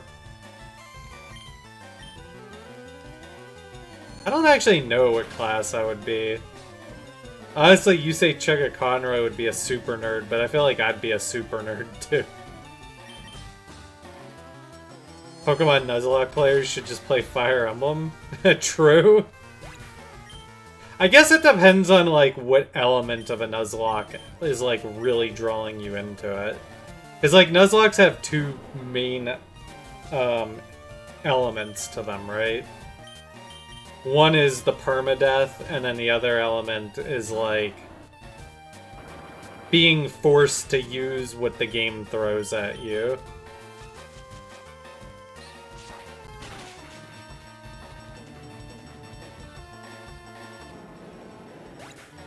Think about, like, literal hunting or fishing. You've taken a girl out to go fishing, rich girl who's never done it. We didn't catch anything, but it was a fun memory. It's the same idea with hunting. Okay, but hunting fish or deer has a tangible benefit to it. You could get food out of it. And yeah, I know people do it for sport nowadays. Like, people don't really do it like our ancestors did, but like, shiny hunting doesn't do anything. It's just some colorful pixels. And the thing is it's not like you're even going to be able to really utilize those colorful pixels. Like, maybe you could use it for one Pokemon playthrough? Maybe? Or a competitive team? But a lot of time, like, there's only so many Pokemon you could use. I used to have that argument with, my buddy Cop in League of Legends. Because, we would get mad at him because he would, like, play a new champion every game. And for a competitive environment where we were trying to make a team, like, really good, he would be like, well, yeah, I want to play this champion, and I could do well on it. Like, I could, like, have a good game. And it's like, yeah, you could do good on that champion, but you could also be playing a different champion and having a more beneficial effect on the team. So it's like, yeah, you might have went 10-2-18, but we lost the game because you could have used a different champion and been 15-2-30. And that's like, Pokemon has that issue. Like, you can only use so many Pokemon. I don't know. I get your point. Like, I understand why people latch on to shiny hunting, but it's like a tough sell, you know? It's like one of those things where it's like, I have a hard time, even though I sort of understand why people like it, it's one that I find a lot harder to put myself on that person's wavelength in terms of understanding.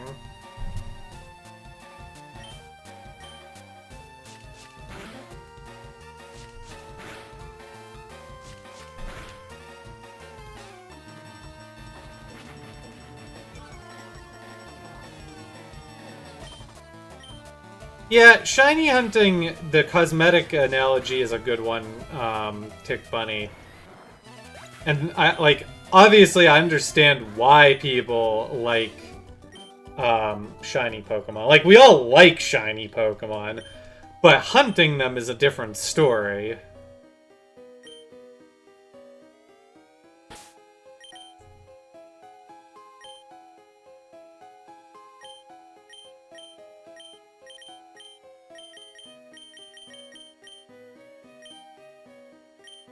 The Elise mid arc. Oh god. Dude, Cops had so many different arcs, champion arcs, like I don't even know where to like... I don't even know where to begin with all of his different arcs. Shiny hunting is like a part-time job. Exactly! Shiny hunting is a part-time job. And if I'm gonna do a part-time job, I'm just gonna go work a part-time job and make money. So that I could, like, buy a juicy steak. Or go see a movie in a theater. Or buy a different video game.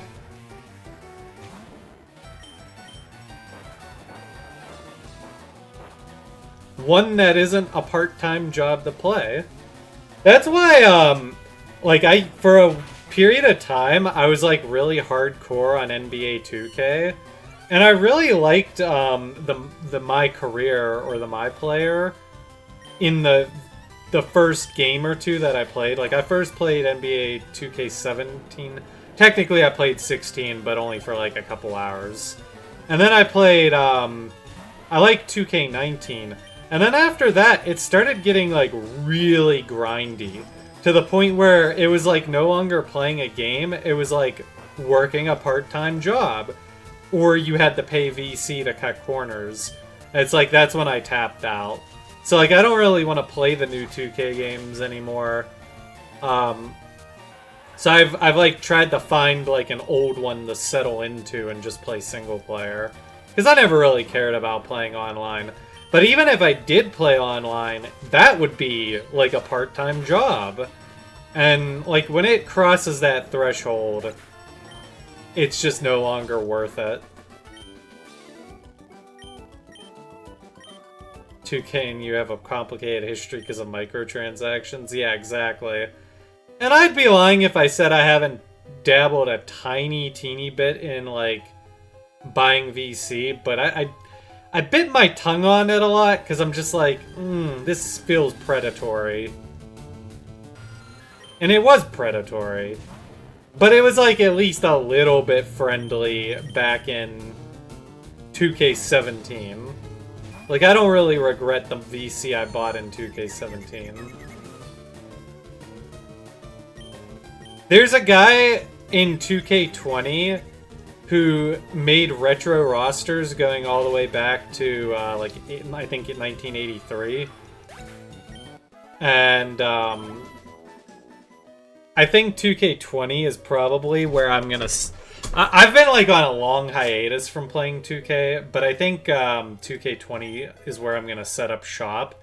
And I'm gonna use that guy's retro rosters, and, like... I have different projects and stuff that I want to do, and I think that's just where I'm gonna set them up. Multiplayer definitely does have a lot of appeal in 2K. But I feel like the things that I like in 2K don't need multiplayer. I actually like the single player elements. Because for me, I kind of like the idea of, like, team management and, like, having a... Oh. Okay, that wasn't as bad as I thought it was gonna be. Like, I like managing teams and, like, creating storylines and narratives and things like that. And I don't need to play multiplayer for that. One of my favorite things to do in 2K, and, like, what really, like, got me into it, like, hardcore, was in 2K19, there was a storyline for the My GM mode where you got to build an expansion team, and it was actually very well crafted, the setup storyline. Unfortunately, it was a buggy mess, but, like, if you could get past all the bugginess of it, there was, like, a really cool underlying storyline for it. And I like the idea of, like, doing something like that. Yeah, it stretched truce. But it also is, like, in a way where you could, like, theoretically believe it. Like, what if you really did convince LeBron James that he could improve his legacy by going to an expansion team and like winning a championship with them. Like there's like some underlying believableness to the whole thing. So I basically created an entire framework based on that GM mode, and I just really like it. And one of the things that I'd like to do is like go and do that same setup with the NBA over the last like 10 years or so, because that was the 2018-19 season. So it'd be cool to do it like every 2 seasons. Like you got 2018-19 and do it again for 2020-21. Your LeBron hate boner just activated. Yeah, I don't like LeBron either, but but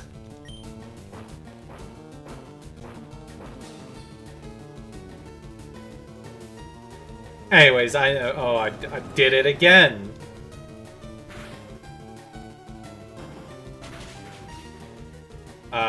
I know most people here don't care about 2K.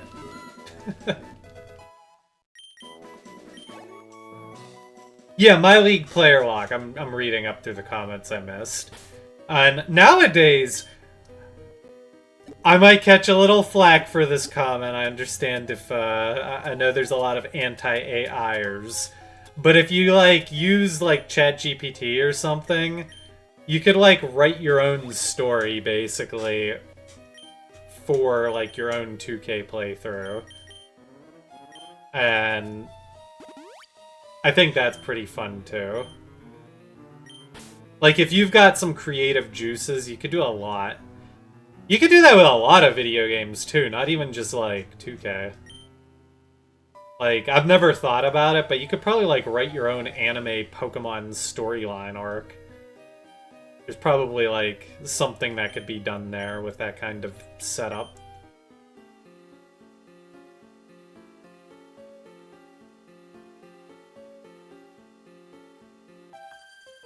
AI has its place, but to give corporations and large entities access to it is what ruined it. Yeah, I mean, true.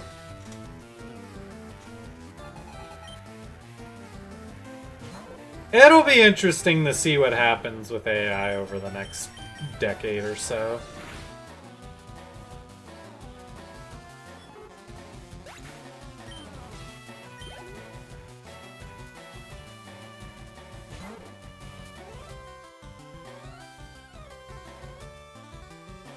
I just think it's like fun to play games and then like get creative with storylines, depending on the games.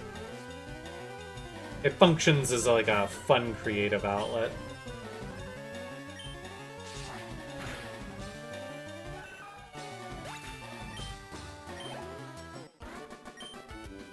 Also, I'm like really delayed on this response to your comment, Luxray, about nicknaming your Pokemon in Nuzlocke. But I feel like that doesn't really matter. Like, Nuzlocke aren't defined by having to nickname your Pokemon. I also don't think it really breeds attachment the way people claim it does. Guys, what's the wrong way to go here?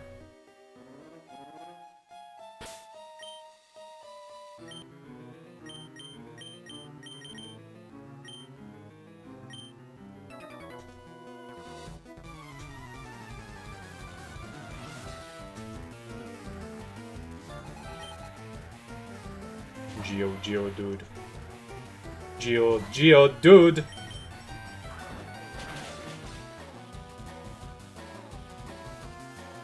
Wait, it lived? That's illegal. It's not allowed to just live like that. Yeah, I've found that personally my favorite use for AI has just been writing or like trying to like basically get your creative juices flowing for some sort of purpose. Do we think Seismic Toss is better than Low Kick? Probably.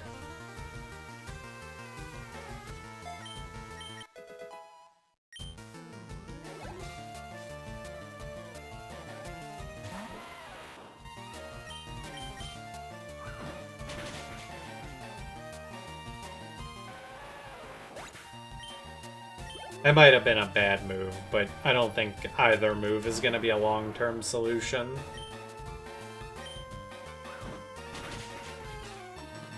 Why am I going to ask and then choose it 5 seconds for you? I don't know.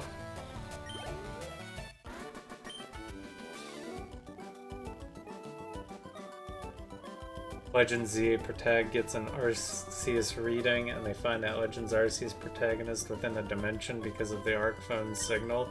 That could be cool.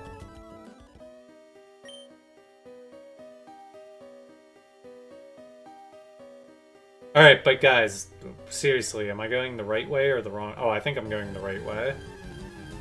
Hold on, we gotta turn around. Ooh, hello. Alright, this is where Seismic Toss is perfect. Calculated.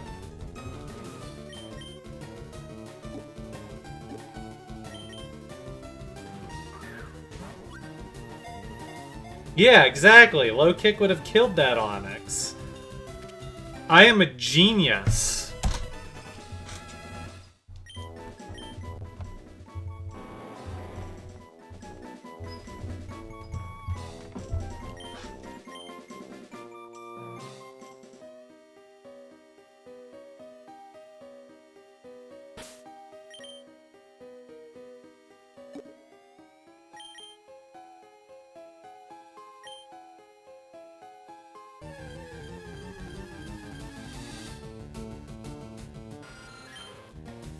I'm really glad I got my Onyx, because I probably would have not wanted to come back here.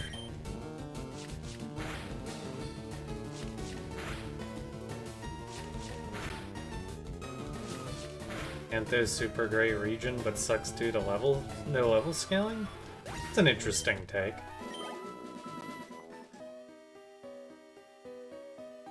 Kanto's fine, and I will, like, forever be a Kanto defender. I defend it on the grounds that it's the first Pokemon game, so it's kind of natural that it's going to be a bit of a janky experience.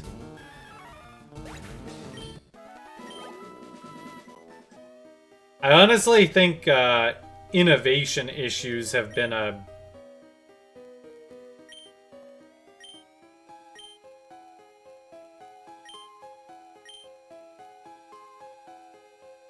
bigger issue across the franchise. Yo, Rock Slide on Primeape could actually low-key be kind of good, no?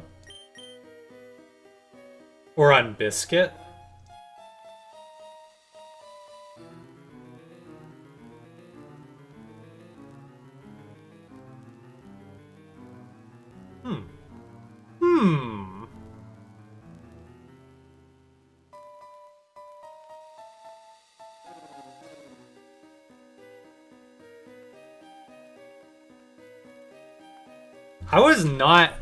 I did not have this move on my radar, but now I'm considering it. Let me consult the spreadsheet real quick.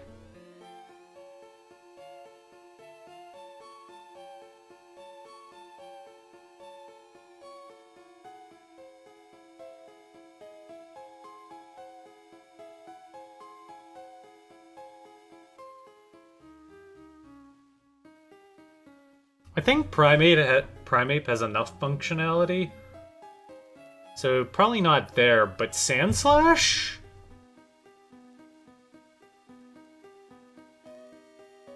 Yeah. Yeah.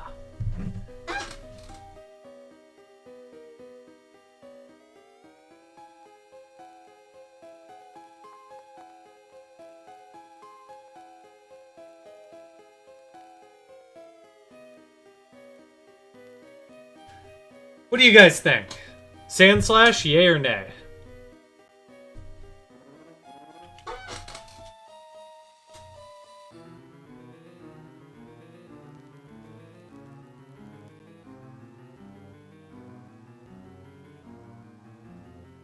I'm not concerned about Primeape, so it would be a Sandslash choice. Alright. You guys have convinced me. I had an open move slot on Sandslash anyway. So, I think we'll do it.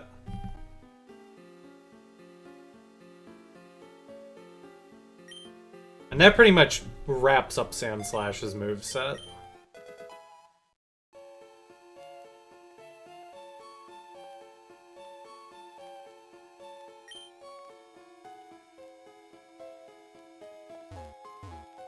Wait.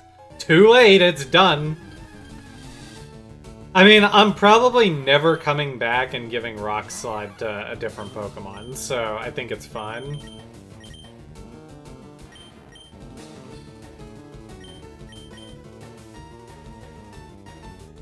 Yeah, it's a one-time use. But that's like my point. I don't think I'm ever coming back and giving another Pokemon Rock Slide. There's no Pokemon in my upcoming, like the remaining Pokemon that I haven't caught that would use Rock Slide. So I think it's an adequate choice.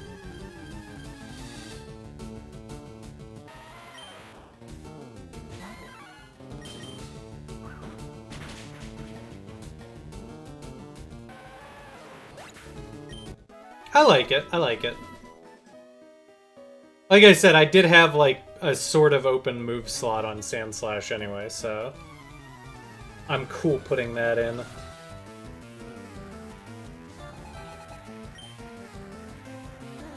That was a tutor, not a TM.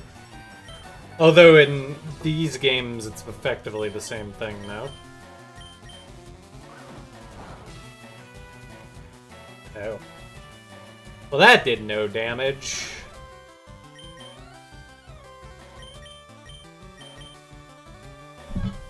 Him before I lose every fight from that decision. Well, like I said, I don't know where else I would have even put the move. Primeape would have been the other choice, but Primeape has enough functionality that I don't think it's an issue. Primeape's also eventually going to be my strength user.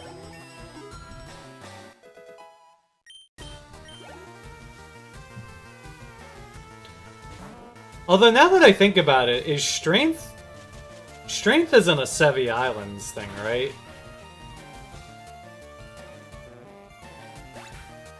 I didn't even know Rock Smash was usable here. Was that added? From Red, Blue, and Yellow? I literally don't remember Rock Smash. Because there's 3 of the 8 Hoenn TMs are not in Fire Red, Leaf Green. Under, like, normal Red, Blue, Yellow circumstances.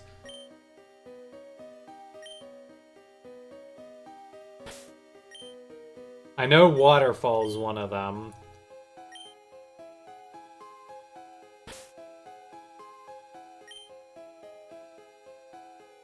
Yeah, I thought Rock Smash was the one that got added to Fire Red Leaf Green.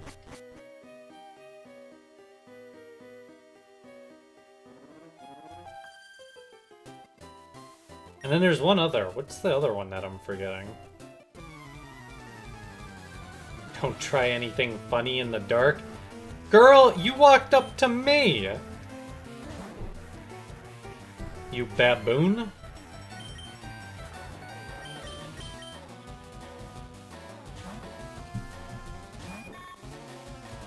Yeah, Waterfall... Okay, Rock Smash... There was another one though, right? What's the other one? Oh, Dive. Dive isn't even in the game.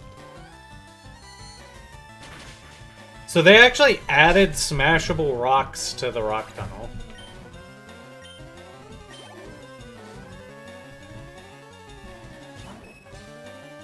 Clefairy, Clefairy.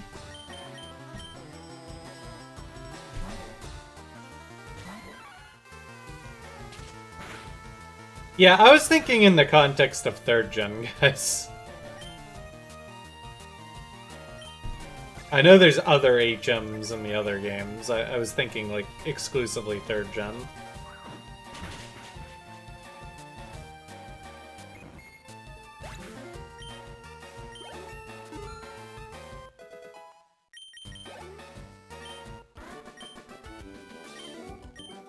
It was too dark.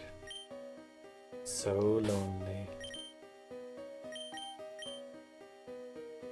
Should I recover this paralysis? We're almost out of here, right? Right?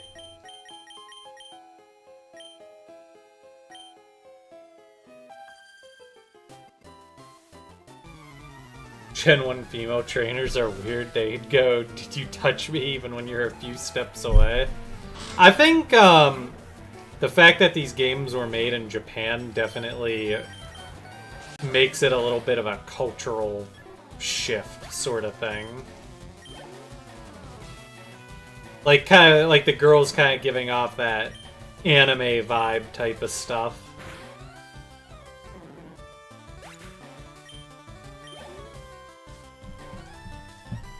Yeah, I know this is the last room. It's more a matter of how close I am to the exit. And then I think even once we get out, there's still a little more to the route, isn't there? Rock Tunnel is just such a brutal experience.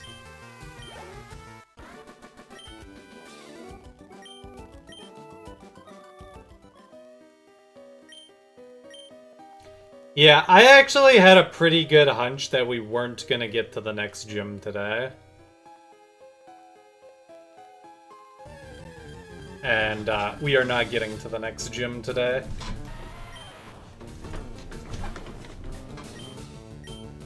I'm probably gonna wrap it up once we get to Lavender Town.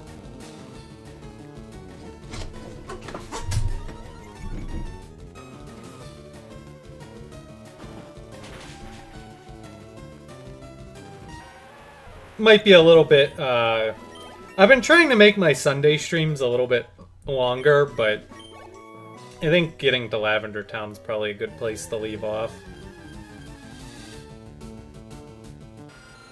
Alright, what is the wrong way to go here, guys?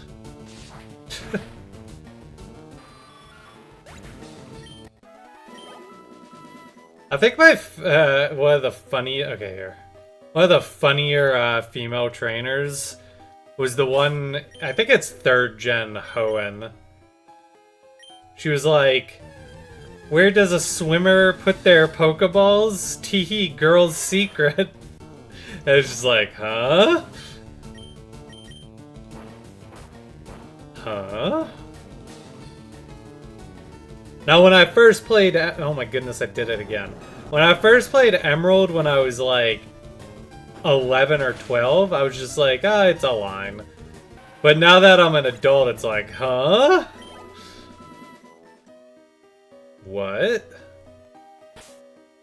I'll know about that one, Chief.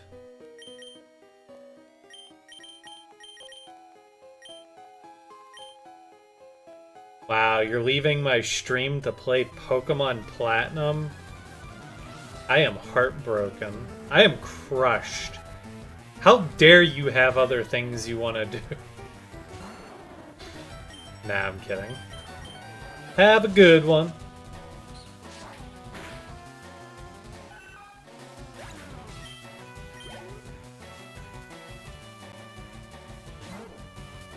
Oh. Guys. I wanna put this to work. Ooh. That was an aggressive sneeze. Aw, yeah. I finally have an answer for bird Pokemon. Because bird Pokemon have been kicking my butt.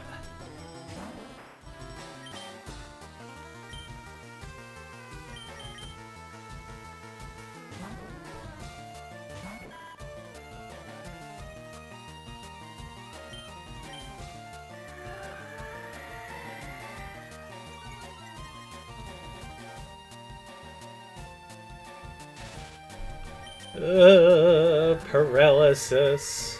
I really showed that pigeon. Look for. Yeah. That Pidgey needed to be taught a very important lesson. We literally got Rock Slide just for that purpose. It would have been very useful to have Rock Slide about 18 episodes ago. But Ian, we're only on the 4th episode. Details.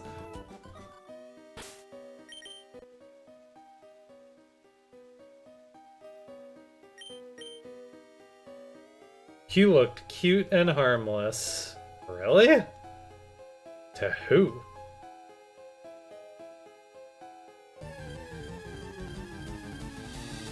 It would have been nice for Sun and Moon.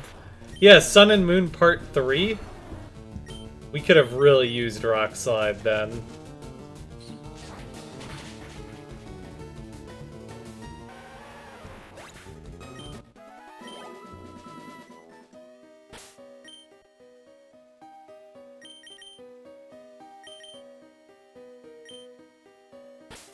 You're playing in Japanese? Why? What would compel you to do such a thing? Guys, the exit is right there. It's right there!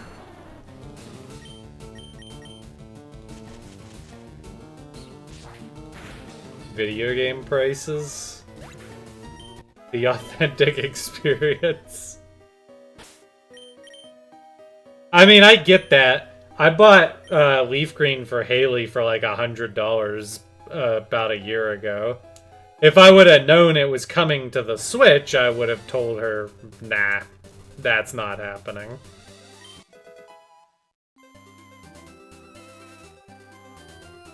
There are more trainers. Why are there more trainers, man?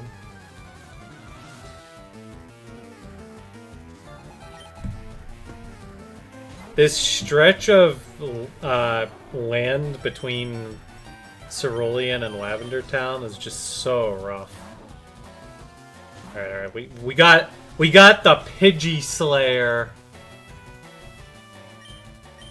The Pidgey Slayer.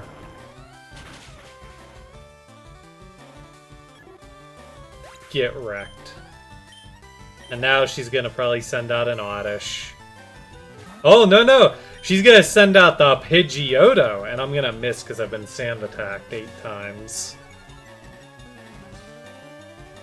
See, this is what we really have Rock Slide for.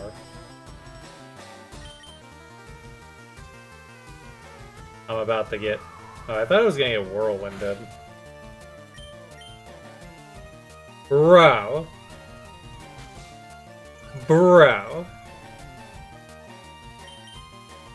Okay. I'm like, come on, I've only been sand attacked twice. One of these should hit.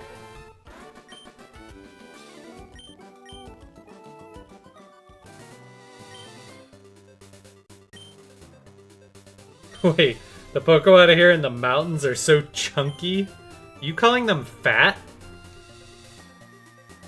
I wish there was a pink Pokemon with a floral pattern. Oh, so it's Haley I was just battling. Nah, I don't think Haley would use Pidgey or Pidgeotto. Oops. One day I'm gonna be looking back at my screenshots and I'm gonna be like, why did I screenshot a battle with a Geodude?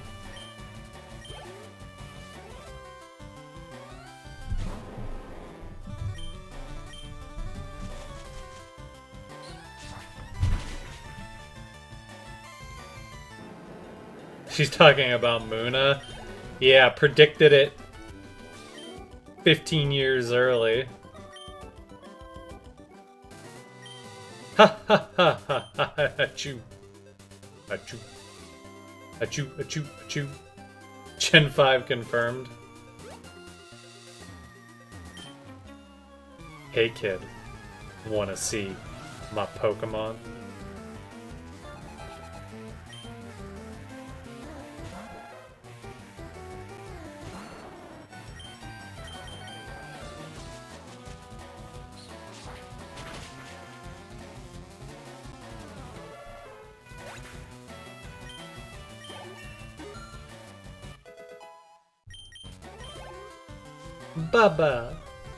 Babasaur.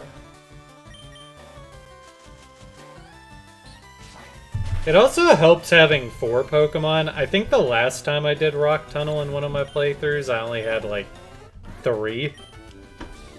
Like, I low-key think having that 4th Pokemon was a huge difference maker.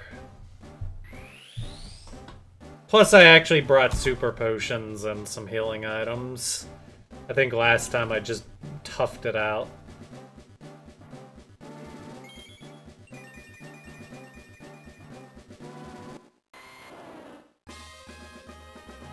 Oh yeah, Venusaur.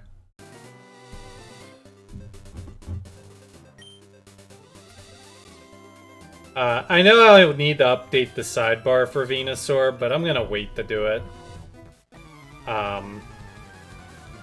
Because I actually have to get my other Pokemon. When I made the sidebar, I was on a time crunch, so I never actually added my future Pokemon to it. So I'll probably make some alterations to the sidebar between the now and the next stream, and then I'll add Venusaur to it.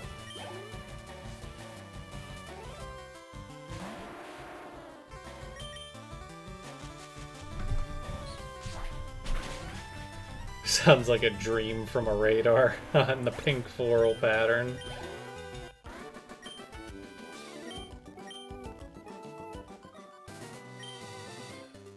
You feel bloated on mountain air.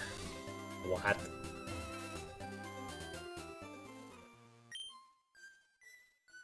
Lavender Town.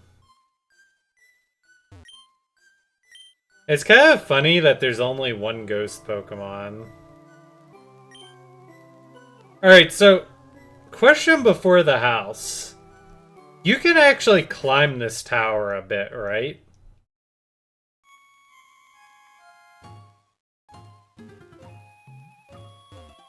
Like, I know you can't make it to the top, but this is probably the next thing we should do, right?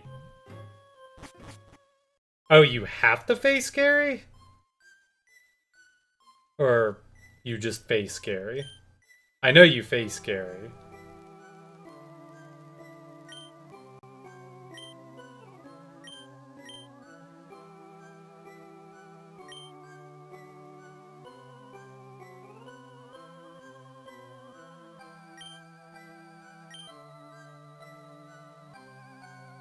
Alright. Alright, we'll do the tower then. First thing on our next stream.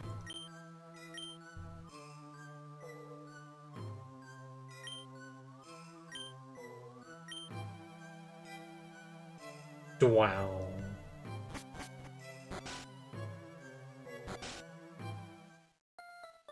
I'll finish exploring Lavender Town though.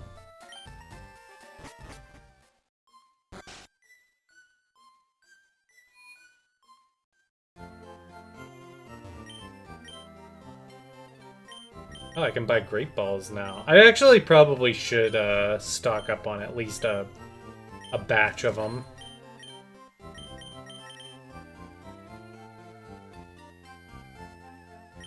Somehow I feel like I walked out of there with more super potions than when I went in. Am I crazy for thinking that?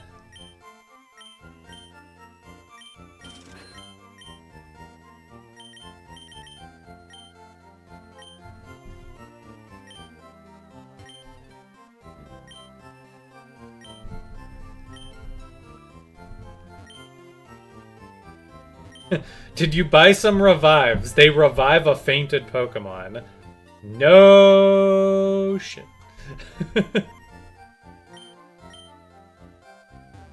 Brilliant insight there. Would I ever play Splatoon? Probably not. I bought one of them. Actually, I think I bought Splatoon and Splatoon 2. And I tried it out and I just couldn't get into it. Splatoon is, in theory, basically a first-person shooter. That's functionally what it is, and I don't really play shooters.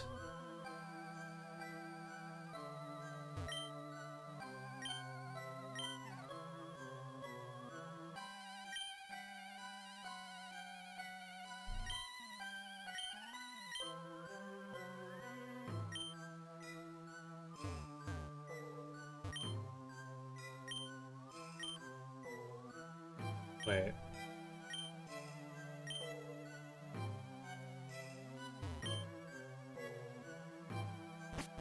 I actually think Splatoon was a really cool IP, though. Like, I think that's one of the more interesting things Nintendo has done in recent memory.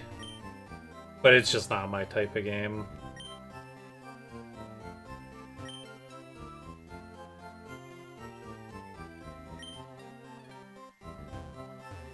Man, everyone here is obsessed with Cubone.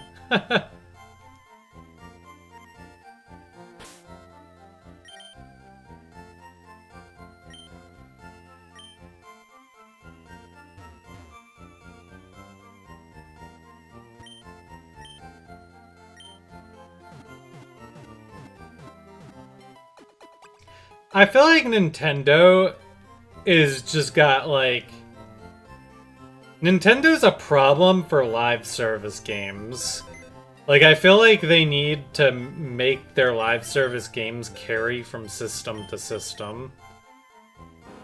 Or, like, put them on, like, some sort of different pay model.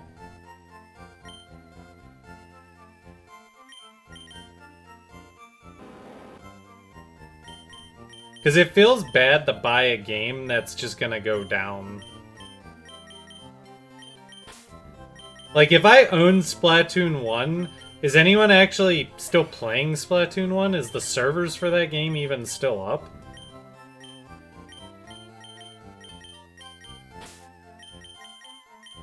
Like, it seems like it's a game that's on a life cycle.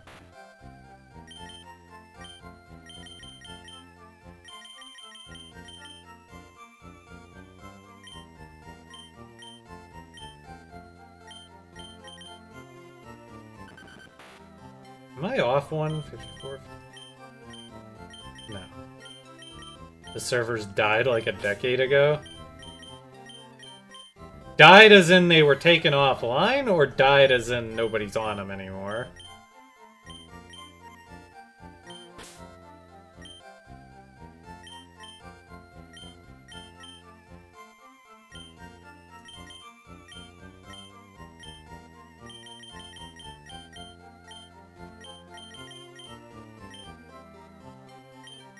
Pretendo is how people are playing Splatoon 1.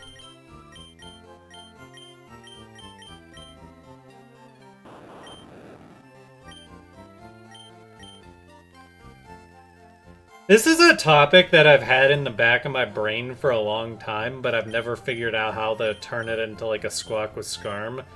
And that's just, like, the current state of gaming. I feel like there's some serious problems with gaming right now, and a lot of it just boils down to, I think the gaming market is like giga oversaturated. Like, I feel like we're in for a gaming bubble pop. At least on a AAA level.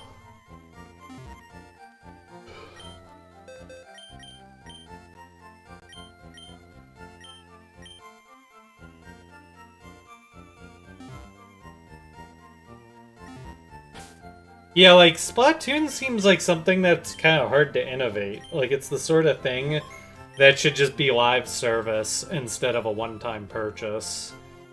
And then you either monetize it with a free-to-play model, or, like, maybe you have a one-time entry in. I think a subscription model is dangerous, but, I mean, technically you would maybe tie it to your subscription model. Like, you could tie it to the Nintendo Online subscription model, like maybe you have add-ons to Nintendo Online that give you access to certain games or something.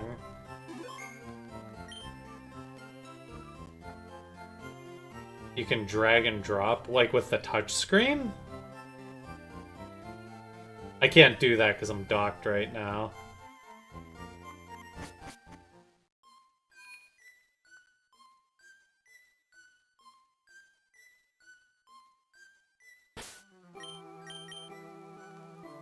Yeah, I feel like it's because of the fact that those games go offline that it's like I just don't feel like I'll ever buy another Splatoon game again, no matter how interesting they look. I struggle with keeping up with games that are like live service though. Like, there's so many games and so little time. Modern gaming sucks. I definitely think there's a lot of issues with modern gaming, But there's also a lot of gems out there. You just have to know where to look for them, right? Like, there are definitely indie games that really, like, come out and do, like, great things. Like, we could say modern gaming sucks, but on any given year, there's still probably at least a dozen interesting games that like in 2025 I could probably come up with a dozen games that I want to play and that I think were great, you know. So like modern gaming has a lot of problems, but there's still a lot of gems underneath it all that are still coming out. It's just there's so much slop and you need to know how to navigate the slop. And I think AAA gaming is definitely in a tough spot right now. It's kind of like anime's in a similar boat. Like, there's so many great shows that come out every season, and it's like, yeah, there's a lot of isekai slop and like crappy rom-coms, but like, there's more good rom-coms coming out than ever before. It's just like, there's so much more that comes out in anime than there used to be. And it's like gaming's the same boat. There's so many games that come out that it's easy to like think there's a lot of slop. But that's also like part of the problem. There's a lot of time being spent on slop. And there's only so much time for the consumer.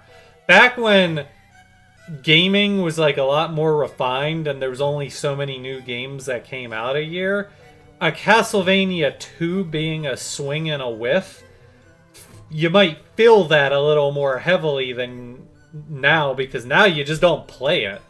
It's if a AAA game comes out that sucks, like Starfield came out, I'm like, wow, this is probably gonna suck. And then I let all the masses play it and come to the same conclusion that Starfield did indeed suck.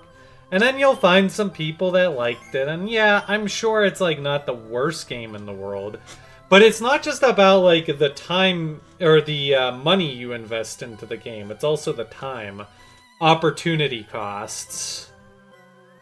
And yeah, you're also right, Wolverine. There's a lot of crap back then too, and you just tune it out because, well, you're not gonna remember the stuff that was bad.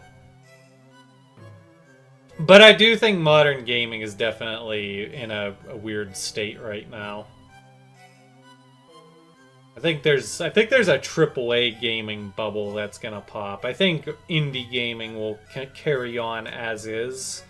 Because, I mean, for every good indie game, there's probably 100 bad indie games. But there's a lot of studios that have a good idea and they strike gold and get it off the ground. Pochi the Rock. Yeah, I've never actually watched that one. I've had like some up and down phases with anime, and Pochi came out like right before I like got it in gear with watching a lot of anime again. Indies need to slow down. Well, indies don't need to slow down because indies operate on their own wavelength, right? Like, I see indies as, technically speaking, just people doing it for the love of the game. It would be like a rock band coming out and like you making a rock band with your high school bros and whatnot. That's like how I view indie gaming. By the way, someone pointed this out to me, and you guys now have to all see it too, so that you can't unsee it. The Lavender Town Poké Center apparently is different than all the others. If you look at the top row of all the little squares on it, it's just like randomly off-center on the right side, and like all out of whack. And it's only the Lavender Town Poké Center that's like this. Someone pointed it out on some YouTube short that I saw like a month ago, and I'm like, oh, I gotta point this out to everyone. So, yeah. Now you guys can all see it too. I'm glad I remembered that. I was like, I gotta point that out, and then I almost forgot. But what I mean is there's so many indies, it's difficult to keep up with them. Yeah, I get that. I understand. I think nowadays, I basically have like my trusted AAA franchises that I still care about. And outside of that, I'm like, I want to stick more to the indie world. Do I have any game plans after this, by the way? For stream? No, I'm actually done with stream now. I'm just chatting with you guys a little extra. If you mean like my next game project, I'm torn right now, and I don't have my next official stream project planned out. If you mean personal gaming, I think I'm gonna try Yakuza 0 out this week. I think Yakuza 0 is what's been on my mind lately, and I think I'm gonna finally take the dive.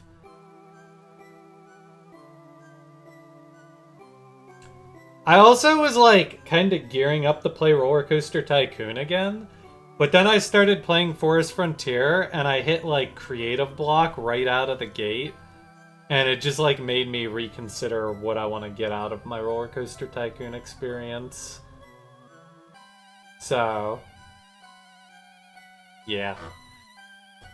I don't know, we'll have to see. I might like dive back toward like I've been passively playing Civ 4 for like the last 2 years, and I played a Civ playthrough yesterday. So I might like just keep playing Civ for the time being, and then maybe revisit the Roller Coaster Tycoon thing later. Leaf Green, very cool. Roller Coaster Tycoon is peak. Yeah, Roller Coaster Tycoon is incredible. The problem is I've gotten older and now I want to be creative, but I'm not creative and it's tough. You're surprised to see I played Touhou Luna Nights? Why is that surprising? I like Touhou and I like Metroidvanias, and Sakuya is my favorite Touhou character. It was practically made for me. Civ 4 walkthrough confirmed. So you might be joking, but unironically, I have thought about making a series for the mod Rise and Fall. I've had it in my brain for a long time, and I've thought about like how I wanted to do like a video talking about each Civ and what each Civ was like to play. I decided that I would probably never do it because I don't think anybody would want to actually watch it. But it's like one of those things where it's like it's fun to just think about what it would be like to make the content, but yeah, I don't think anybody actually would want to watch it. So it'll probably never happen.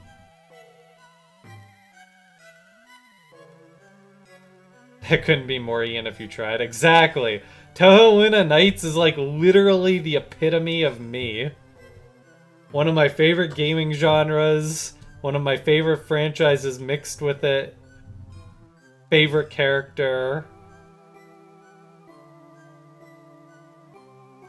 Well, it's definitely a game not a lot of people know about. That I'll agree with. And I haven't heard anyone talk about it in a very long time. When I made my chart the other night, I was like thinking really hard. And then it like dawned on me. I'm like, oh yeah, Sakuya, that's like perfect. Touhou's mainstream, but Luna Nights has fallen by the wayside. I haven't heard anyone talk about Luna Nights in a long time. So I probably just caught it at the right time and like found out it was a thing.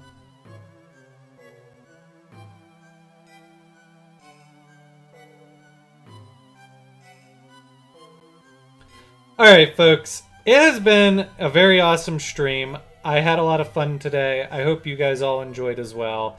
I should be back next Friday, no problem. There should be no sports ball interference next weekend.